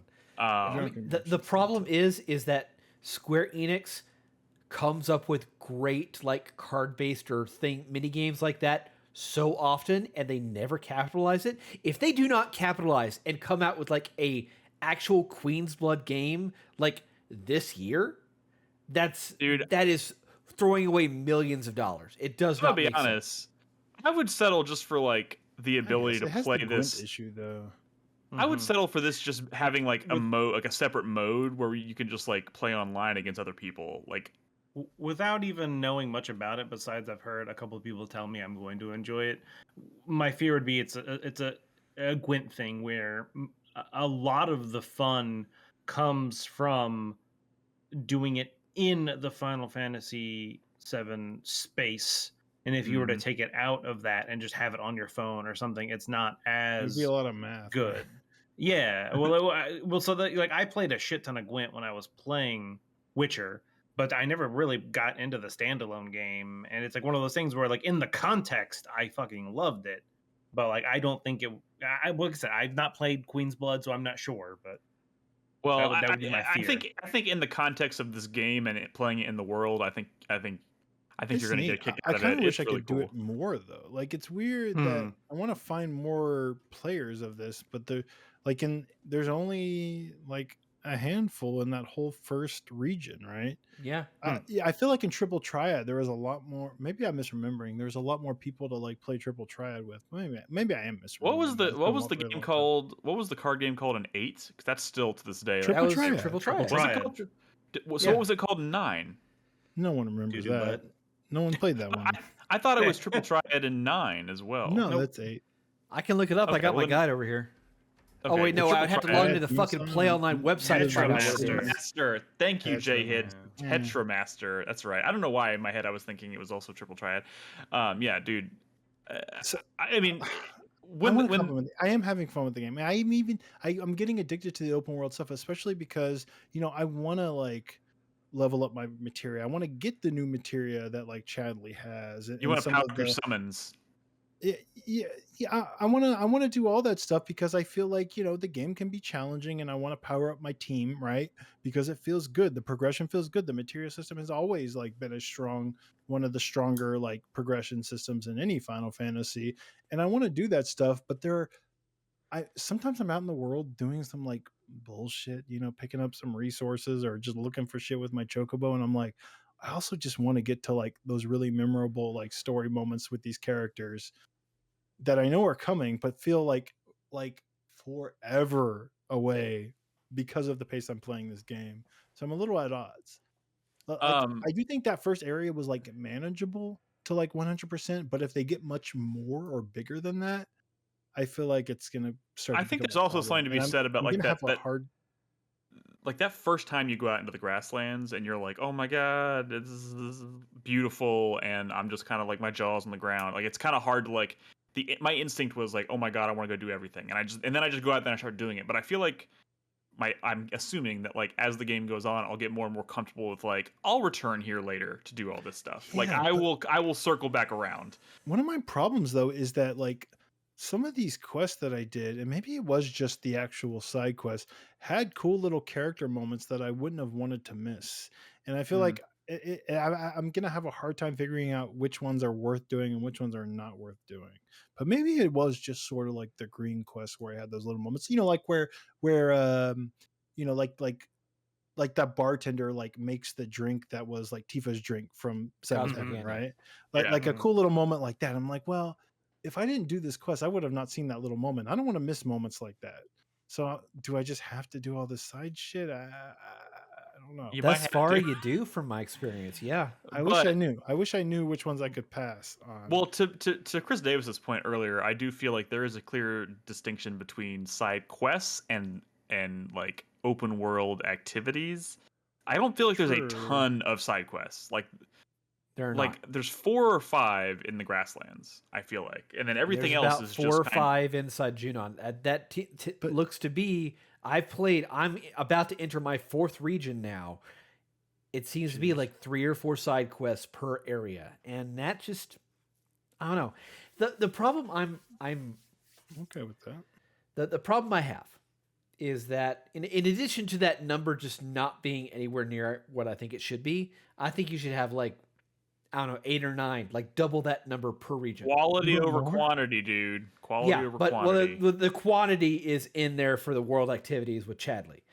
The problem I'm running into is that it feels like Square Enix miscalculated with this in providing filler content. Because let me tell you, I cannot believe how many mini games that they put into this game. Like beyond just what they put in the original remake, like in this, like it feels like every 90 minutes to 2 hours there's a fucking new mini game that they throw at you. Most of them are pretty mandatory. You actually have to do them. Like it's there's a lot in Final Fantasy VII though. I feel like it's famous for that. Yeah, but Final Fantasy VII, the original had like maybe 4 mini games total. No. Look, the original Final Fantasy VII had like dozens of little one-off things, and not all of them like took much time, but there's like weird little one-off, like you're only going to do this once. For example, in that game, they're filled with them. For example, when I went to record footage, I texted y'all earlier because I was like, I'm going to capture footage for this, and then about 30 minutes later, I was like, guys, somebody else needs to capture footage because I need to eat dinner, and this is not working for me. And what happened was I boot up the game. I'm like, time to capture like 30, 40 minutes of footage, right? I take a few steps, and I end up meeting a person. I talk to him, and he's like, oh, go over here. You got to catch this chocobo. I was like, well, of course I want to run around the world on the chocobo, right? So I have to go catch Bella, which involves the whole like distracting the bird by throwing the rocks. But then you have to like flip these switches, and you have to like walk really slowly behind this really slow moving mine cart. And you have to go in this giant loop, and it takes fucking ever. I was like, this would be the most boring footage in the world. Like we could be over here raving about this game, or it would have been the perfect footage for this conversation. Oh my god, no, dude! I was raging. I was like, this is the dumbest shit I've ever seen, and this is the kind of shit that made me mad in Remake. Like this is the kind of thing. It doesn't happen very often, but when it happens, oh man, I'm just like, I don't want to be doing this. This is bad. Again, not a ton of stuff like that, but it just happened to like weasel its way into my footage. Real quick, we haven't. What the fuck are they thinking? Yeah, like, no, it's when you get past the side quests and side activities that you do in this game, like when the narrative hits, it fucking hits. It hits fucking hard. The first 5 minutes of this game just had me on the edge of my fucking seat. The first what? The first 5 minutes. The Zack stuff you're talking about the very, very start. Yeah. When they introduce playable Zack. Oh. That was like but what's happening narratively speaking there is fascinating to me what they're trying to do. I mean, that's mostly like sort of like events from the first game, right? No. Like the very first moments of the Zack stuff at the very, very beginning was more just like kind of how, right? Like that stuff was basically like the end of the last game. Look, they're doing something. They're setting up something very specific, I'm sure, with that first. In fact, and I don't want to talk about this because it's like starting to get into spoiler territory, I'm sure. But like the first 5 to 10 minutes of this game, still to me, 15 hours in, make no sense, and I think that's the point. Because it doesn't if unless you were not paying attention, that first 5 to 10 minutes does not connect to anything else that has happened thus far since that moment in this game. They're going to circle back around to that later, and it's probably going to make a lot of sense. But that's neither here nor there. Yeah. Real quick, I want to call out. Thing was at the end of Remake. We're not talking about Zack carrying Cloud. There's other stuff that. I want to point out real quick. Drunken Merchant brings up something I should have mentioned earlier. Square Enix made a fucking Wave Race clone in this game, and it's awesome, and I don't think you'll ever play it again. It's absurd. But that's the thing. There was a little dolphin mini game in Junon in the original Final Fantasy VII. Like people, it was like a little one-off moment, and it's not deep, it's not complex, it doesn't last that long. But I'm saying the original Final Fantasy VII was snowboarding, man, stuff like this, which is why that stuff is in this game and blown up. But like constantly in the original game, you were doing these little one-off things, and they're crazy. I mean, there's so many. Like even like at the very start of Final Fantasy VII, where your party member has to like time a button press together, right? That's just a weird little one-off mini game where you have to time it right or the door doesn't open. Constantly that game was doing stuff like that. And I think that's why these remakes are going buck wild with that shit, which is hilarious. It's one of the things that makes these games so charming. And it's what makes this remake true to the original in a lot of ways. Now, real quick, one thing we haven't really talked about much. We've touched on combat, which I do think is excellent and a lot of fun. There's a couple things that have so one of the things that I think is, and I don't remember exactly how it worked in Remake, so some of this stuff might have changed, but like one of the new things they introduced in the combat here is called synergy attacks or synergy abilities, and they kind of introduced it a little bit in Intermission, that DLC that I just played. Very different Intermission though. Yeah, very different, but they kind of build on that here. So and the idea is that you swap between the characters and you can build up their ATB gauges, and then you can execute an ability. Every time you execute an ability, it adds a charge, a synergy charge to them. And it's like little dots or whatever. And once you have 3 of those on 2 characters, if you have a folio that has given you one of those synergy abilities, you can trigger a special synergy attack between those 2 characters. So I can have like 3 different synergy abilities, one between Cloud and Barrett, one between Cloud and Tifa, one between Tifa and Aerith. And if you can build up 3 charges on each one, you can trigger one of those abilities. And then they do some really cool, elaborate thing, and it's fucking awesome. It's really great. Problem is, it's in theory, really cool system. I like it a lot. My problem is, up until this point at least, outside of boss battles, nothing ever survives long enough to build up any of those fucking charges. I kill everything before I almost have like... No, dude, seriously. you have to execute 6 abilities before you can use a synergy ability. Yes.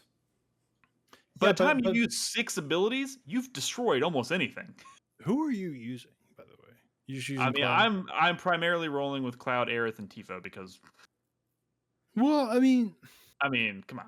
I mean that's not true for like boss fights, right? No, that's what I said. Outside of boss fights, outside of boss fights, or inside of boss fights, totally different story. I'm using like 3 or 4 synergy abilities per battle, but Like, in regular combat, I feel those like things those are are almost never gonna. boss fights and harder. No, they are, bosses. but they are so cool. It'd be nice to see them more often, and it's a lot of times too. It comes down to, do I want to use my limit break, or do I want to try and build up a synergy ability? Because you're certainly not going to really be able to do both. Same thing with summons. Like, summons are only almost ever going to come out during bigger battles, which I guess no. So that's not how summons work. Summons work. Well, no. I know game. how they work. I know how they work. I'm just saying you're almost never going. Like, I'm never going to have a reason to, or I'm never going to unlock the ability to summon. A summon before I end up killing everything, anyways. Well, like, I've triggered the thing, the meter that starts building up, and you have to wait for the meter to build up before you can actually summon the creature. Well, for the listener, what I'm saying is that the trigger for a summon sequence to start, for that meter to start, is when you stagger an enemy, and that can happen actually quite often. Yeah, no, staggering is a different thing. And I also like, too, that there's a lot of, like, I'm constantly using the accessibility to, like, research enemies, because it'll tell you not just weaknesses and resistances, it'll tell you, like, to stagger this one, you might need to inflict an ailment on them or something, and that'll pressure them and then make it easier to stagger them. I mean, believe it or not, that's what I've been doing. So I actually, like, scan almost every enemy and then look at what the strategy is to stagger them, because that'll lead me to more. I scan every enemy because of Chadley. You know, I feel like a sign of a good RPG is how much I'm like looking. There's a lot here. Let me look up some stuff. I need opinions, right? You know, what do people think about different kinds of materia? I love reading people's thoughts on systems and whatnot, right? It's one of the things I love about RPGs, even though it's not. And I found out about this one, like, enemy skill ability from the enemy skill materia that's like crazy, and it looks so rad. But the only way to get it is to, like, assess like everything in that first region, basically, and then you unlock it with Chadley. So that's the only reason I've been using assess, because I don't give a shit about enemy weaknesses. I'll just keep trying spells until I hit it, and then I'll go from there, right? I'm not gonna waste time assessing. But that ability seems fucking crazy. Where every time your ATB bar like fills up a notch, like, it sends out like a electric shock wave, and like that's cool. Yeah, and there's like a lot of ways to like charge your bar like quickly, and it sounds fucking cool. I'm still trying. Look, I guess what I'm trying to get at here is, I think this combat system is amazing. I think out of like all of the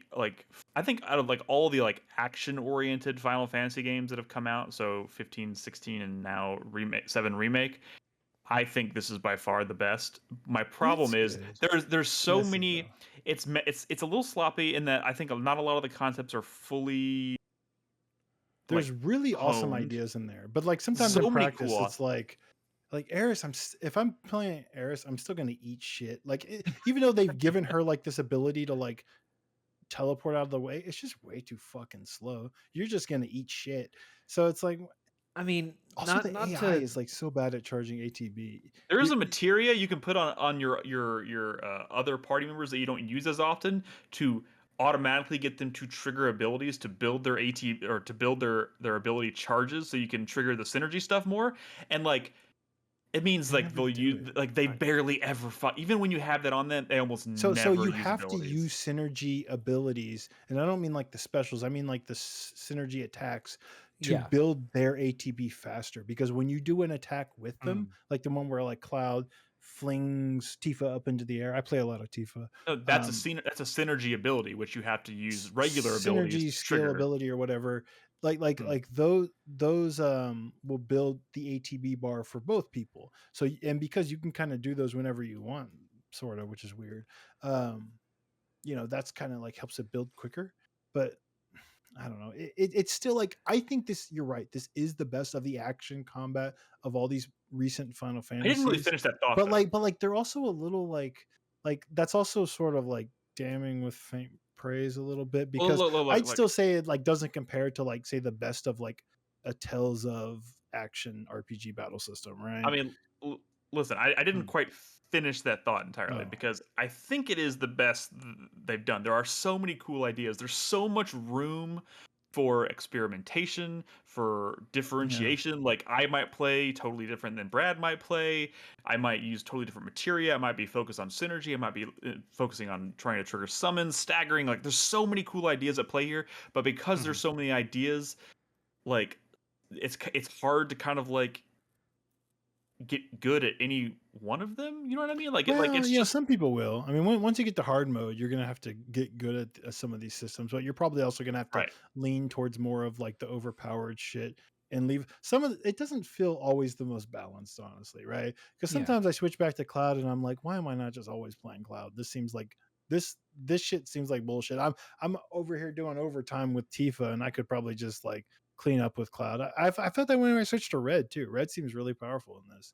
Red's really good. But it's cool. It's awesome because I love these characters, and I love the way they implemented the characters and how they feel so different, and how Barrett feels like fucking Barrett, and that's fucking rad. They nailed that, right? And I mean, that's the true magic. There's one aspect of the combat that we did not mention, in that in this new combat system, because it's open world and you have such a large party, everyone in your party is engaged in the combat. It's not just you and your two companion characters now. It's cool. So if you have like Barrett on outside your party, like he's at a range and he'll get some shots in every now and then. Or Red might come in and swipe at an enemy or something like that. Like, I honestly haven't noticed that, but I believe it. That's weird that you haven't noticed it. I've noticed it specifically, especially in boss fights. Like, having the entire team engage in that combat makes me appreciate these characters so much more, and makes me want to like swap them in and out more often to experience what they could possibly do now that I've updated their folios, updated their materia and things like that. I mean, their folios. Yeah, leveling shit up in that menu is like a nightmare. I love like menus and respecking characters. Like I told you, I was respecking characters right before the final fight in Baldur's Gate 3. I'm terrified to accidentally hit the respec in the folio menu because it's so slow and clunky, like leveling all that shit up. I'm terrified of hitting that button. Don't do it, Brad. Don't do it. There's no point. Also, like this amount of agency you have is just a joke in that menu. It's stupid. It is. It reminds me of the Crystarium from Final Fantasy 13, but worse. One of these days, I'm gonna go back and replay 13. I've been thinking about it. You can just make better life choices, Nick. But I want to make these life choices. Just wait for the remaster trilogy that they're gonna do eventually, Nick. It's gonna happen. Okay that you liked 13. You have memories of that. They won't go. I mean, quite honestly, well, Lightning Returns is my favorite, but just the vanilla 13 sounds kind of nice. Anyways, let's we can move on here in a second.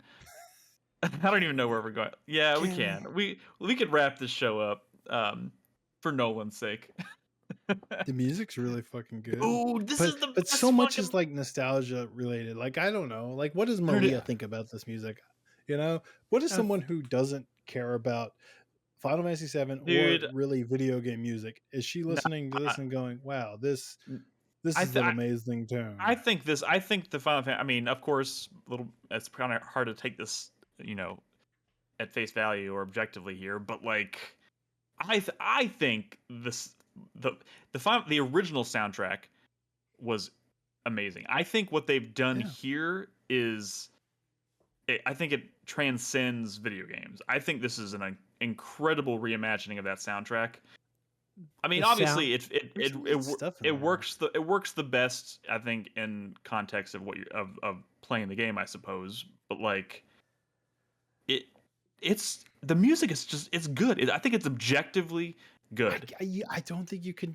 Well, of course, I mean, so much it's video game is impossible. objective. It's impossible. So to much separate. video game music is objectively good. You can't. It is impossible to divorce yourself from the nostalgia of these tracks. So why do we have to then? Why do I have to? Like, you don't have to, which is why I'm beating the drum as well. This is an amazing soundtrack. It is incredible. I think you deal with some of the horrors of the awkward slowness in this game. Like because when the game soundtrack is doing the dumbest shit, you just listen to the music and everything will be all right. The soundtrack for this game is 9 discs.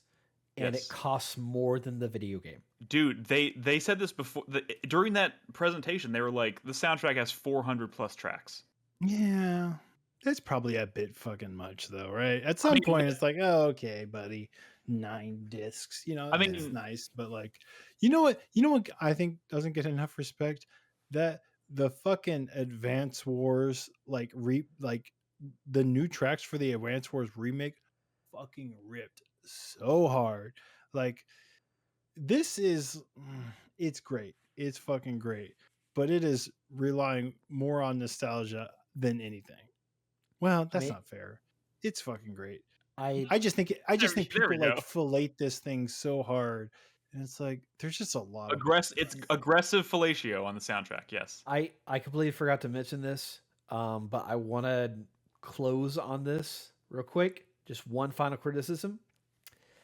The summons that you get in this game, you have to earn them by going to world events to do a little mini game to get data on them. Don't even call that a you mini do game. not you do not actually find these summons out in the world. You have to go into Chadley's combat simulator to fight them to get their materia. It's weird. No, don't do that. Really bad video game design. No. They really went all in. They went all in on Chadley, and I'm not entirely sure why. I don't understand why it's VR. Like, they really should have just been things in the world. I don't get it. Especially that broad a world. Hey, Chadley. but yeah, fucking Chadley. But here's what I will say. Even though you don't find the summons out in the world, there are some really cool optional, I'll say quote unquote boss fights against really cool monsters that are out in the world. I mean, they're for Chadley. But I fought a Quetzalcoatl, which I hadn't really thought about since Final Fantasy VIII. Cool fight. And it was a cool fucking fight. Yeah. And it's just it's out in the world. It's like there's some cool stuff. I'm in the same boat as you, Chris Davis. I think the summons being relegated to Chadley, especially considering I think the summons, this is the best execution of summons in a Final Fantasy game since maybe 12. Whoa. I mean, and I'm also excluding What? This is a controversial thing? I don't like. I mean, you're saying the way they're implemented in combat? Yes, dude. 15 was a joke. 16, but 15 had an air of epicness to it that this game certainly doesn't have. Just the presence of the summons in combat. I don't care about the presence. Here's the thing. From the earliest days of me being a Final Fantasy fan, my favorite part of Final Fantasy has always been summons and using summons in battle.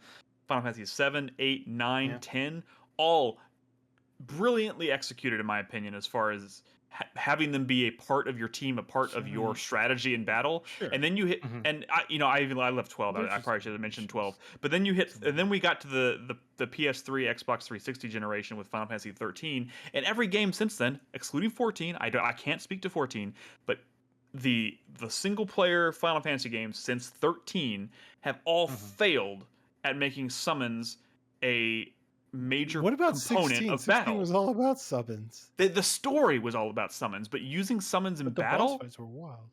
The boss fights were wild, but that's not what I care about. I care about making them part of my team, making them part of my combat strategy, and that just I feel when they're out on the field, I don't even know where they are. I'm just so focused on my little combos. You can once you summon them, you can issue them commands. If they stay around, if you don't finish the battle before their bar runs out. They use their signature attack. They're there. Like they feel like they're part of the battle, the combat experience, which I just have not felt since probably 12. And I'm even not even I don't even remember a lot about how they worked with 12, which is weird because I replayed that game fairly recently. I think you might be right, but I also am still not impressed by it. Like it's still like pales in comparison to like 10 or maybe even 12 where they're on the battlefield, or maybe even like I think they're sub pound mates from Infinite Wealth, which by the way, they're no longer just animations like Yakuza 7. They're on the battlefield now doing their cool attacks. Yes. Pound mates. I think Pac-Man I'm just saying Final Fantasy Rebirth summons. I'm just saying, I think it's cool shit that I can trigger them in combat, summon them. You get the cool animation that come out on the battlefield. The problem is they share the same ATB as everything else, and like when a summons out, I'm all desperately trying to like heal and shit. I'm not saying it's perfect. It's like I'm not saying it's perfect, and also and to kind of like go back to the Chadley thing. If you find all the things out in the world that are associated, you find the intel related to that summon. Every time you find it, it makes your summon stronger. Or if you haven't earned that summon through Chadley's VR thing yet, because when you I went to go fight Titan for the first time, I hadn't found any of the intel on him, just fucking wiped the floor with me. Yeah. The more intel you find out in the world, he gets weaker and weaker, so that when you actually do go fight him, you can beat him easier. Yeah. And then once you do have him, it makes him stronger. So like, I thought that was kind of a cool push and pull kind of situation here, but like. And it's not a situation in which you can force yourself to level beyond that fight, because that fight is scaled to whatever level you're at. So you are incentivized to go and find that intel to provide you the option of lowering the difficulty of that boss. Right. Yeah. But then I did that and it felt way too easy. There's also it's stupid. Why is it a VR fight? Is there a lore reason as to? I think it's dumb. I think that part's dumb. There should also be an incentive to actually do those fights at harder difficulties. Like, give us a reward for doing so. Personal challenge. I don't know. Maybe. All I'll say is I gotta give this game credit for, again, not a perfect summoning system, but I think it has made the biggest strides towards getting back to the roots of what makes summons so special to me in Final Fantasy.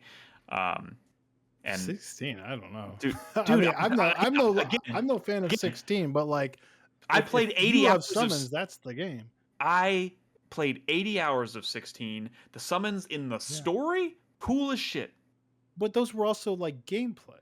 Not like you controlled them and stuff. Like it was crazy. Right? I guess I didn't. That's like the thing of that game that actually was impressive.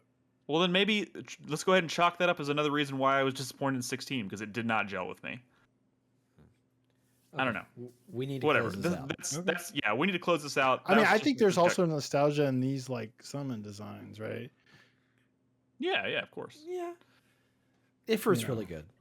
Hey, when you're Ifrit fighting like whatever. I mean, that was the coolest parts of 16. Whatever. Dude, I don't know what to fucking tell you. I was disappointed by 16 in a lot of ways, and Summons was just another one of them. And again, the story moments in 16, fucking amazing. Outside of that, didn't do anything for me. Yeah, true. I mean, like, imagine fighting Titan in 16 versus fighting Titan in a VR that Chadley tells you to do. Like, the world of difference is. That's why I'm kind of pushing back a little bit on this, because that's no. You know what it is too. Like, you fight Titan in 16. Remember that fight? That was a fucking iconic fight, right? It's crazy. And then you summon Titan in battle, and it's like the dumbest shit. It's just like he's like just a little bit bigger than you, and it's just. I don't know. Maybe that was the problem. Maybe I guess I'm just not blown away by the summons here. Is all I'm saying. Mostly, I'm more concerned about doing my own shit. I'm like, I do the summon just because like the thing pops up, but like I feel like I don't even need them. You know, it's like just get out of here, dude. Is that crazy? Because like the stuff you do is so crazy in combat. You know, I'd rather do my limit break. It's a lot going on in combat. It's easy for anything to kind of fade in the background. The limit breaks look so good. That's the thing. The animations and stuff look so good, and it's like beautiful, and it's like expensive. It's expensive. You know what's not expensive? The 4-player minute. Let's wrap this fucking show up with the 4-player minute. And I'm gonna let Nolan, since he's had to endure such such a long Final Fantasy conversation. Endure. I know. You're a big Final Fantasy fan, so thank you for. No, I am. I hope you do get a chance to play it in the not too distant future. But let's start with you, Nolan. What's your final thought for the week? So my 4-player minute starts now. Still playing Yakuza. Still doing Dondoka Island. I actually just hit a 5-star island. So obviously I'm not done. But what I ended up doing after our last conversation on the show was I did take a break from the island, went back to the actual story, did a few story missions, but the main focus was going around the city and finding new residents to come back to the island, so I could make more money. And so I'm still doing that, but still enjoying it. Definitely a lot of fun. I did start playing Balatro, however you want to pronounce it. Balatro. It's so good. We're never gonna see Nolan again. You will. Definitely. Yeah. Well, have we talked about that on the show? No. Like with footage and stuff? We did. Yeah. We did. You were okay. That was a show I missed, I guess. Let me tell you, dude, Nolan. Mm-hmm. No, I've been playing a lot of Balatro. I know you've been playing. I don't know how much you've been playing. I've been playing. It's a problem. Mm-hmm. His poop breaks are now twice as long. If Fangamer sold packs with like Jokers, oh, and like some of them could be like hologram, polychrome, or whatever foil, dude, I would lose. You talking about like Pokemon cards? All the Joker designs are so good. Like the Joker designs are so good. I love the way this game looks. Give me all the polychrome Jokers. Holy shit. Give me some negative Jokers. Oh, negative polychrome Joker. Oh, I'd spend so much money. Sorry. I haven't felt this way since remember the decals and Let It Die? Remember the glossy like decals that you would unlock and Let It Die? Yeah. That was the last time I felt this passionate about I want a physical version of all of these right now. Sorry. Balatro, it's good. No, you're good. But yeah, that's really it for me. I'm just obviously living life, trying to get by, playing games when I can. Nothing too much crazy on the horizon. Doing everything. That's all you can do. Are you excited for Dragon's Dogma? Oh, of course, obviously. That was one of my favorite games of all time. Definitely looking forward to that one. The only thing I'll bring up is fond memories have been unlocked with our Final Fantasy VII talks. And I know I definitely have talked about it on the show, and I was trying to find it over there on my shelf, but I can't. I can't remember if I kept it. I think I did because A, it's valueless, and B, it's just a monument to my naivety when I was younger. But when I was young, obviously, this is no. This is like pre like YouTube. Believe it or not, for some of our listeners, pre YouTube.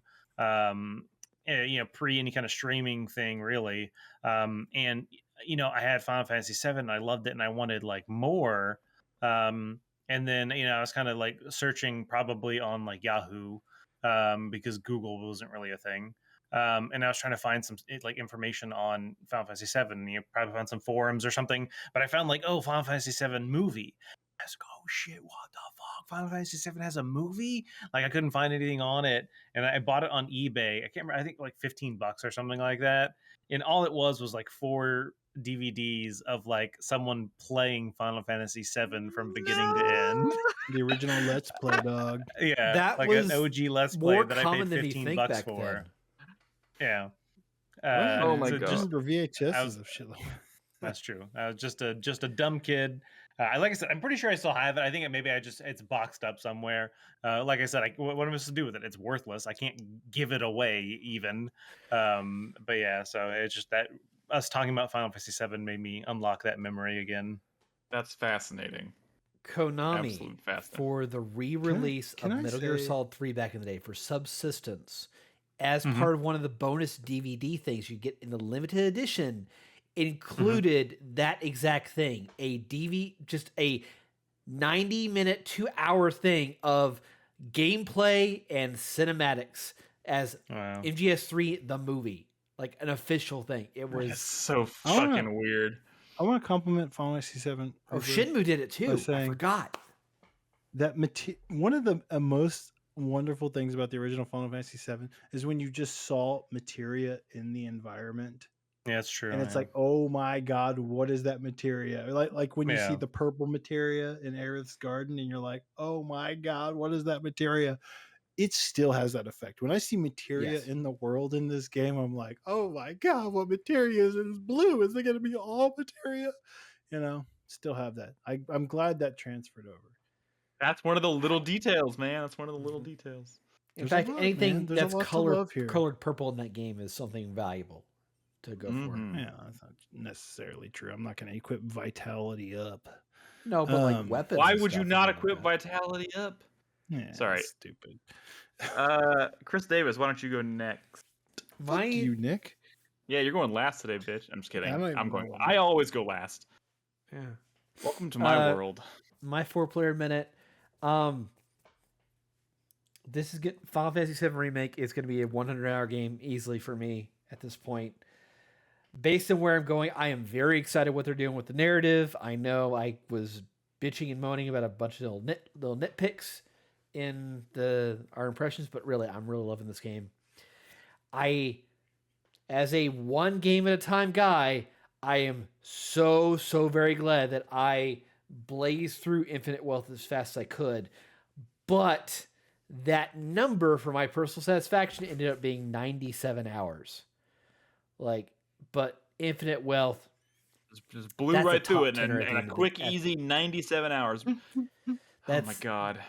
Infinite Wealth is a guaranteed top 10er this year. Like that, the last hour of that game is so satisfying. And that ending is exactly what I wanted from this game. So fucking good. Will not go into spoilers for Brad or Nolan at all, but fuck man. But fuck me, right? Make certain that y'all finish that game this year. Oh, yeah. Maybe I won't. Maybe I won't finish my 12th Yakuza game. Fuck you, Chris Davis. I mean, just like it's like the second half of that game is all about like nostalgia and like setting up a character for a careful. I'm not going to say. Okay. Careful. Anyway, one you were introduced to in Yakuza 6, you motherfucker.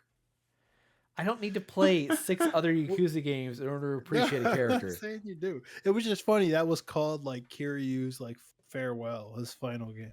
I didn't know that at the time. It wasn't. So it wasn't. You did know because it was part of marketing. No, I did not. No, we were all screaming it at you. Well, then Brad, it's your turn. Well, Brad, I ignore you half the time anyway. I mean, it's hey, you gotta if you want to stay sane working for this website. The other thing is that Unicorn Overlord is Friday, and I really want to play that. And there's no way I'm getting done with Remake this month. I don't think. Like, and I'm to the dark side. Play 2 games at once this month. No, you're gonna finish Remake in like a weekend. You're a crazy person. No, I will not. Dude, no, there's no way. Not from where I'm at with how many hours. I have put in 35 hours since Remake launched in playing it, okay? Like, there's no way. Not from where I'm at, dude. Not from the pace in which I'm going. This is so depressing. I'm going to be playing Unicorn Overlord on my Switch. Dude. You know? And this on my PS5. This is so depressing. I took a 3-day weekend in impromptu. I took like a mental health day on Friday. I was like, hey, I'll just, mental health day. Rebirth comes out tomorrow. Perfect. 3-day weekend, 12 hours. I got 12 hours of Rebirth in it, and I felt really good about that. I was like, 12 hours. I got 12 hours. This is nice. What is the moral of the story? The moral of the story is I don't have enough fucking time. 12 hours of the story is I need a fucking social life to get me away from gaming. This is the problem. It wasn't even about like I didn't do anything outside of like I didn't do anything social this weekend. What? That I can think of. What were you doing? Well, I went and saw Dune. I went and saw Dune on Friday night. So there's that. But other than that, evidently you got blinded multiple times by it. I mean, here's yeah. That movie goes back and forth between dark, dimly lit inside areas to the desert and it was like 10 o'clock at night too, so I was already starting to get kind of sleepy, and I was like, oh god. Well, my kids were sick, so we didn't do shit this week. I played a lot of Final Fantasy. Yeah. I don't have kids. I did almost nothing socially. I did 12 hours of Final Fantasy and was pretty proud of that. But that clearly, I I don't know. Oh, shut up, Nick. You I just play don't so have, many games. dude. You know what it is? You couldn't do more than 12 hours because it was a Japanese game. If it was a Western game, you would have done 30 hours. That's not true, because if that was the case, I would have played a lot more Pacific Drive at this point, but I'm still sitting at about 8 hours on Pacific Drive. Also, by the way, that game is really hard to play at night sitting in bed on a Steam Deck, because it's actually rather frightening. Unexpectedly. So I get like I jumped and made a little like noise, and I was in bed, and Robin was already like fast asleep, and she like rolled over and was like, "What's wrong?" And I was like, nothing. I shouldn't be playing this in bed. This is a bad idea." That game's pretty good though, by the way. Sorry, this is not my 4-player minute. Brad, you take it away. I got nothing. I don't know. Nothing? Well, I guess have I nothing wanted to talk say? a little bit about how hyped I am for Dragon's Dogma 2. There was a big preview embargo that lifted. I mean, if you know who Austin Walker is, you know he's a big Dragon's Dogma fan, and also just like one of the, he's just really good at talking about video games. He's a real one. So and there's like kind of a hour-long video where he just kind of shows some of the footage, because he went and played it, even though he's not even like in games media anymore. But people know his passion for Dragon's Dogma, so he got invited to play Dragon's Dogma still anyways. Anyways, it was like a really cool, like some of the stuff he was saying. Dude, this is gonna be a real one, y'all. It's gonna be a real one. But it's also gonna be prickly. Like they're doing stuff that games don't do, because it makes like gamers like uncomfortable, and not in like a way that like like a Souls game is like hard, right? Like, oh, this is really hard, some people are just not going to be able to play this. No, they're doing shit like timed side quests. Like if you're gonna like dilly dally, like if someone comes up to you and said, dude, like this person's in danger, and you don't like make an effort to like do that right away, prepare for an expedition and like go towards it to like solve that quest, you're gonna get there and it's gonna be like a dead body. And that's crazy. No one's doing shit like that anymore. Like and if you look into like the way they do handle like nighttime and like camping and stuff and resources, and it is like they are making a game that is trying to be different in a lot of the ways like the first one was, right? But now they're really kind of like they're going all in, right? In a way that other like franchises like Elder Scrolls will start to like streamline, and we're going to make it more mainstream. We don't want to be in menu. I mean, menus are bad. Like they're going in a direction that doesn't care about appealing to the mainstream. And to me, I think that's why something like like the Souls games really caught on, because I think people really like grabbed on to the fact that this was different. This is different. It's not like all these other games that they just want me to get to the end so I can buy the DLCs, so I can buy the sequels, so I can buy the expansion pack. Like this is a game that just wants to be its own thing, and if people don't click with it, that's fine. But the people who do really appreciate that design. I feel like Dragon's Dogma is doing that in so many cool ways. And just a one little thing aside is that your pawns can have like different roles, and I know that they talked about like, oh, this one is like a translator, so like if you go into like the Elven region, like he will translate the Elvish to you because you won't be able to understand it otherwise. And also was talking about some of the other things that these pawns can do, and one of them is like an inventory management guy who will like handle inventory management for you, and he will like spread out your inventory between you and all your pawns to keep everybody's weights low from being over encumbered. He'll balance it out. He'll basically treat your party as mules, but he'll do it for you, like equipment mules. That's cool. Like there's little things like that. That's so fucking cool. I can't wait. There's so much to say on this. Like this game, I want to fight Nick when he says this could probably end up being like a low 70s like that first game. Nick, you have no idea. Like even if it does get low scores saying like that, shit like that, like I somehow don't know what I'm talking about, or that I haven't been looking at some of the same preview stuff. I know that game is probably going to be good. I'm just saying it's probably you can't say probably going to be good. What you can say is if I said that to you, going to utter in the same breath. Brad, shut the fuck up. Breath of the Wild, Elden Ring. Brad, shut the fuck up. If I said the exact same thing that you just said about any video game that wasn't Dragon's Dogma 2, you would tell me I need to check myself at the door. That I need to lower my fucking expectations. If you say that shit about Pacific Drive or something, maybe. But this is Dragon's Dogma 2. Show some respect. Look, I have no desire to want this game to fail, but every time I hear Brad talk like this, I want it to get like a 75. I don't. That's crazy. That's in spite of myself because I want the game to. I want the game to be fucking amazing. This because it's Japanese. There it is. No, I mean, whatever. It's fine. You played that first one. You liked it. You finished it, dude. I am just as I am. Okay, I'm not. I am. I don't know. The way you talk about it, you're like, who wants to spite a game? Or spite someone. You have started our years of working together has started to rub off on me. You've turned me into a little bit of a cynic. Okay, so like but the games you're choosing to be cynical about are like Tears of the Kingdom and Final Fantasy VII Remake and stuff. It's like, when was I cynical about Tears of the Kingdom? What about the Mr. Number 5, Mr. Like that shit was coming out and you were like, I don't know about this one, y'all. Quote for quote, word for word, quote, and I quote Nick, I don't know about this Tears of the Kingdom game, y'all. Yeah, I don't know. Verbatim. That's bullshit. Verbatim. Point number 2. I don't feel like it's kind of weird for you to be harping on me when like the only negative thing I've ever said about Tears of the Kingdom, and it's not even a negative, it was just that maybe I was a little bummed that it was the same map. Like I already said verbatim what you said. Whatever. I think being my top 5 games of the year is more than enough praise for Tears of the Kingdom. Come on, man. Stop saying that. Come on. You're spitting on its grave. Fuck off. Okay.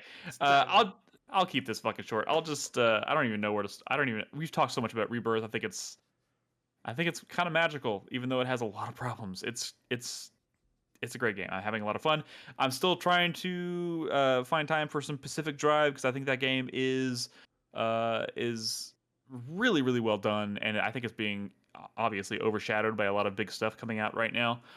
It strikes a tone. It captures a vibe that is just so uniquely suited to that genre of game, and it's so well done and it's so addicting. Like once you start, it's hard to stop. But like I went on an expedition the other day, and let's just say I went into the expedition and my car was perfect. It was all the panels, all the tires, all the stuff on it was just was clear. It was armored. I was ready. I was like, I feel good about this.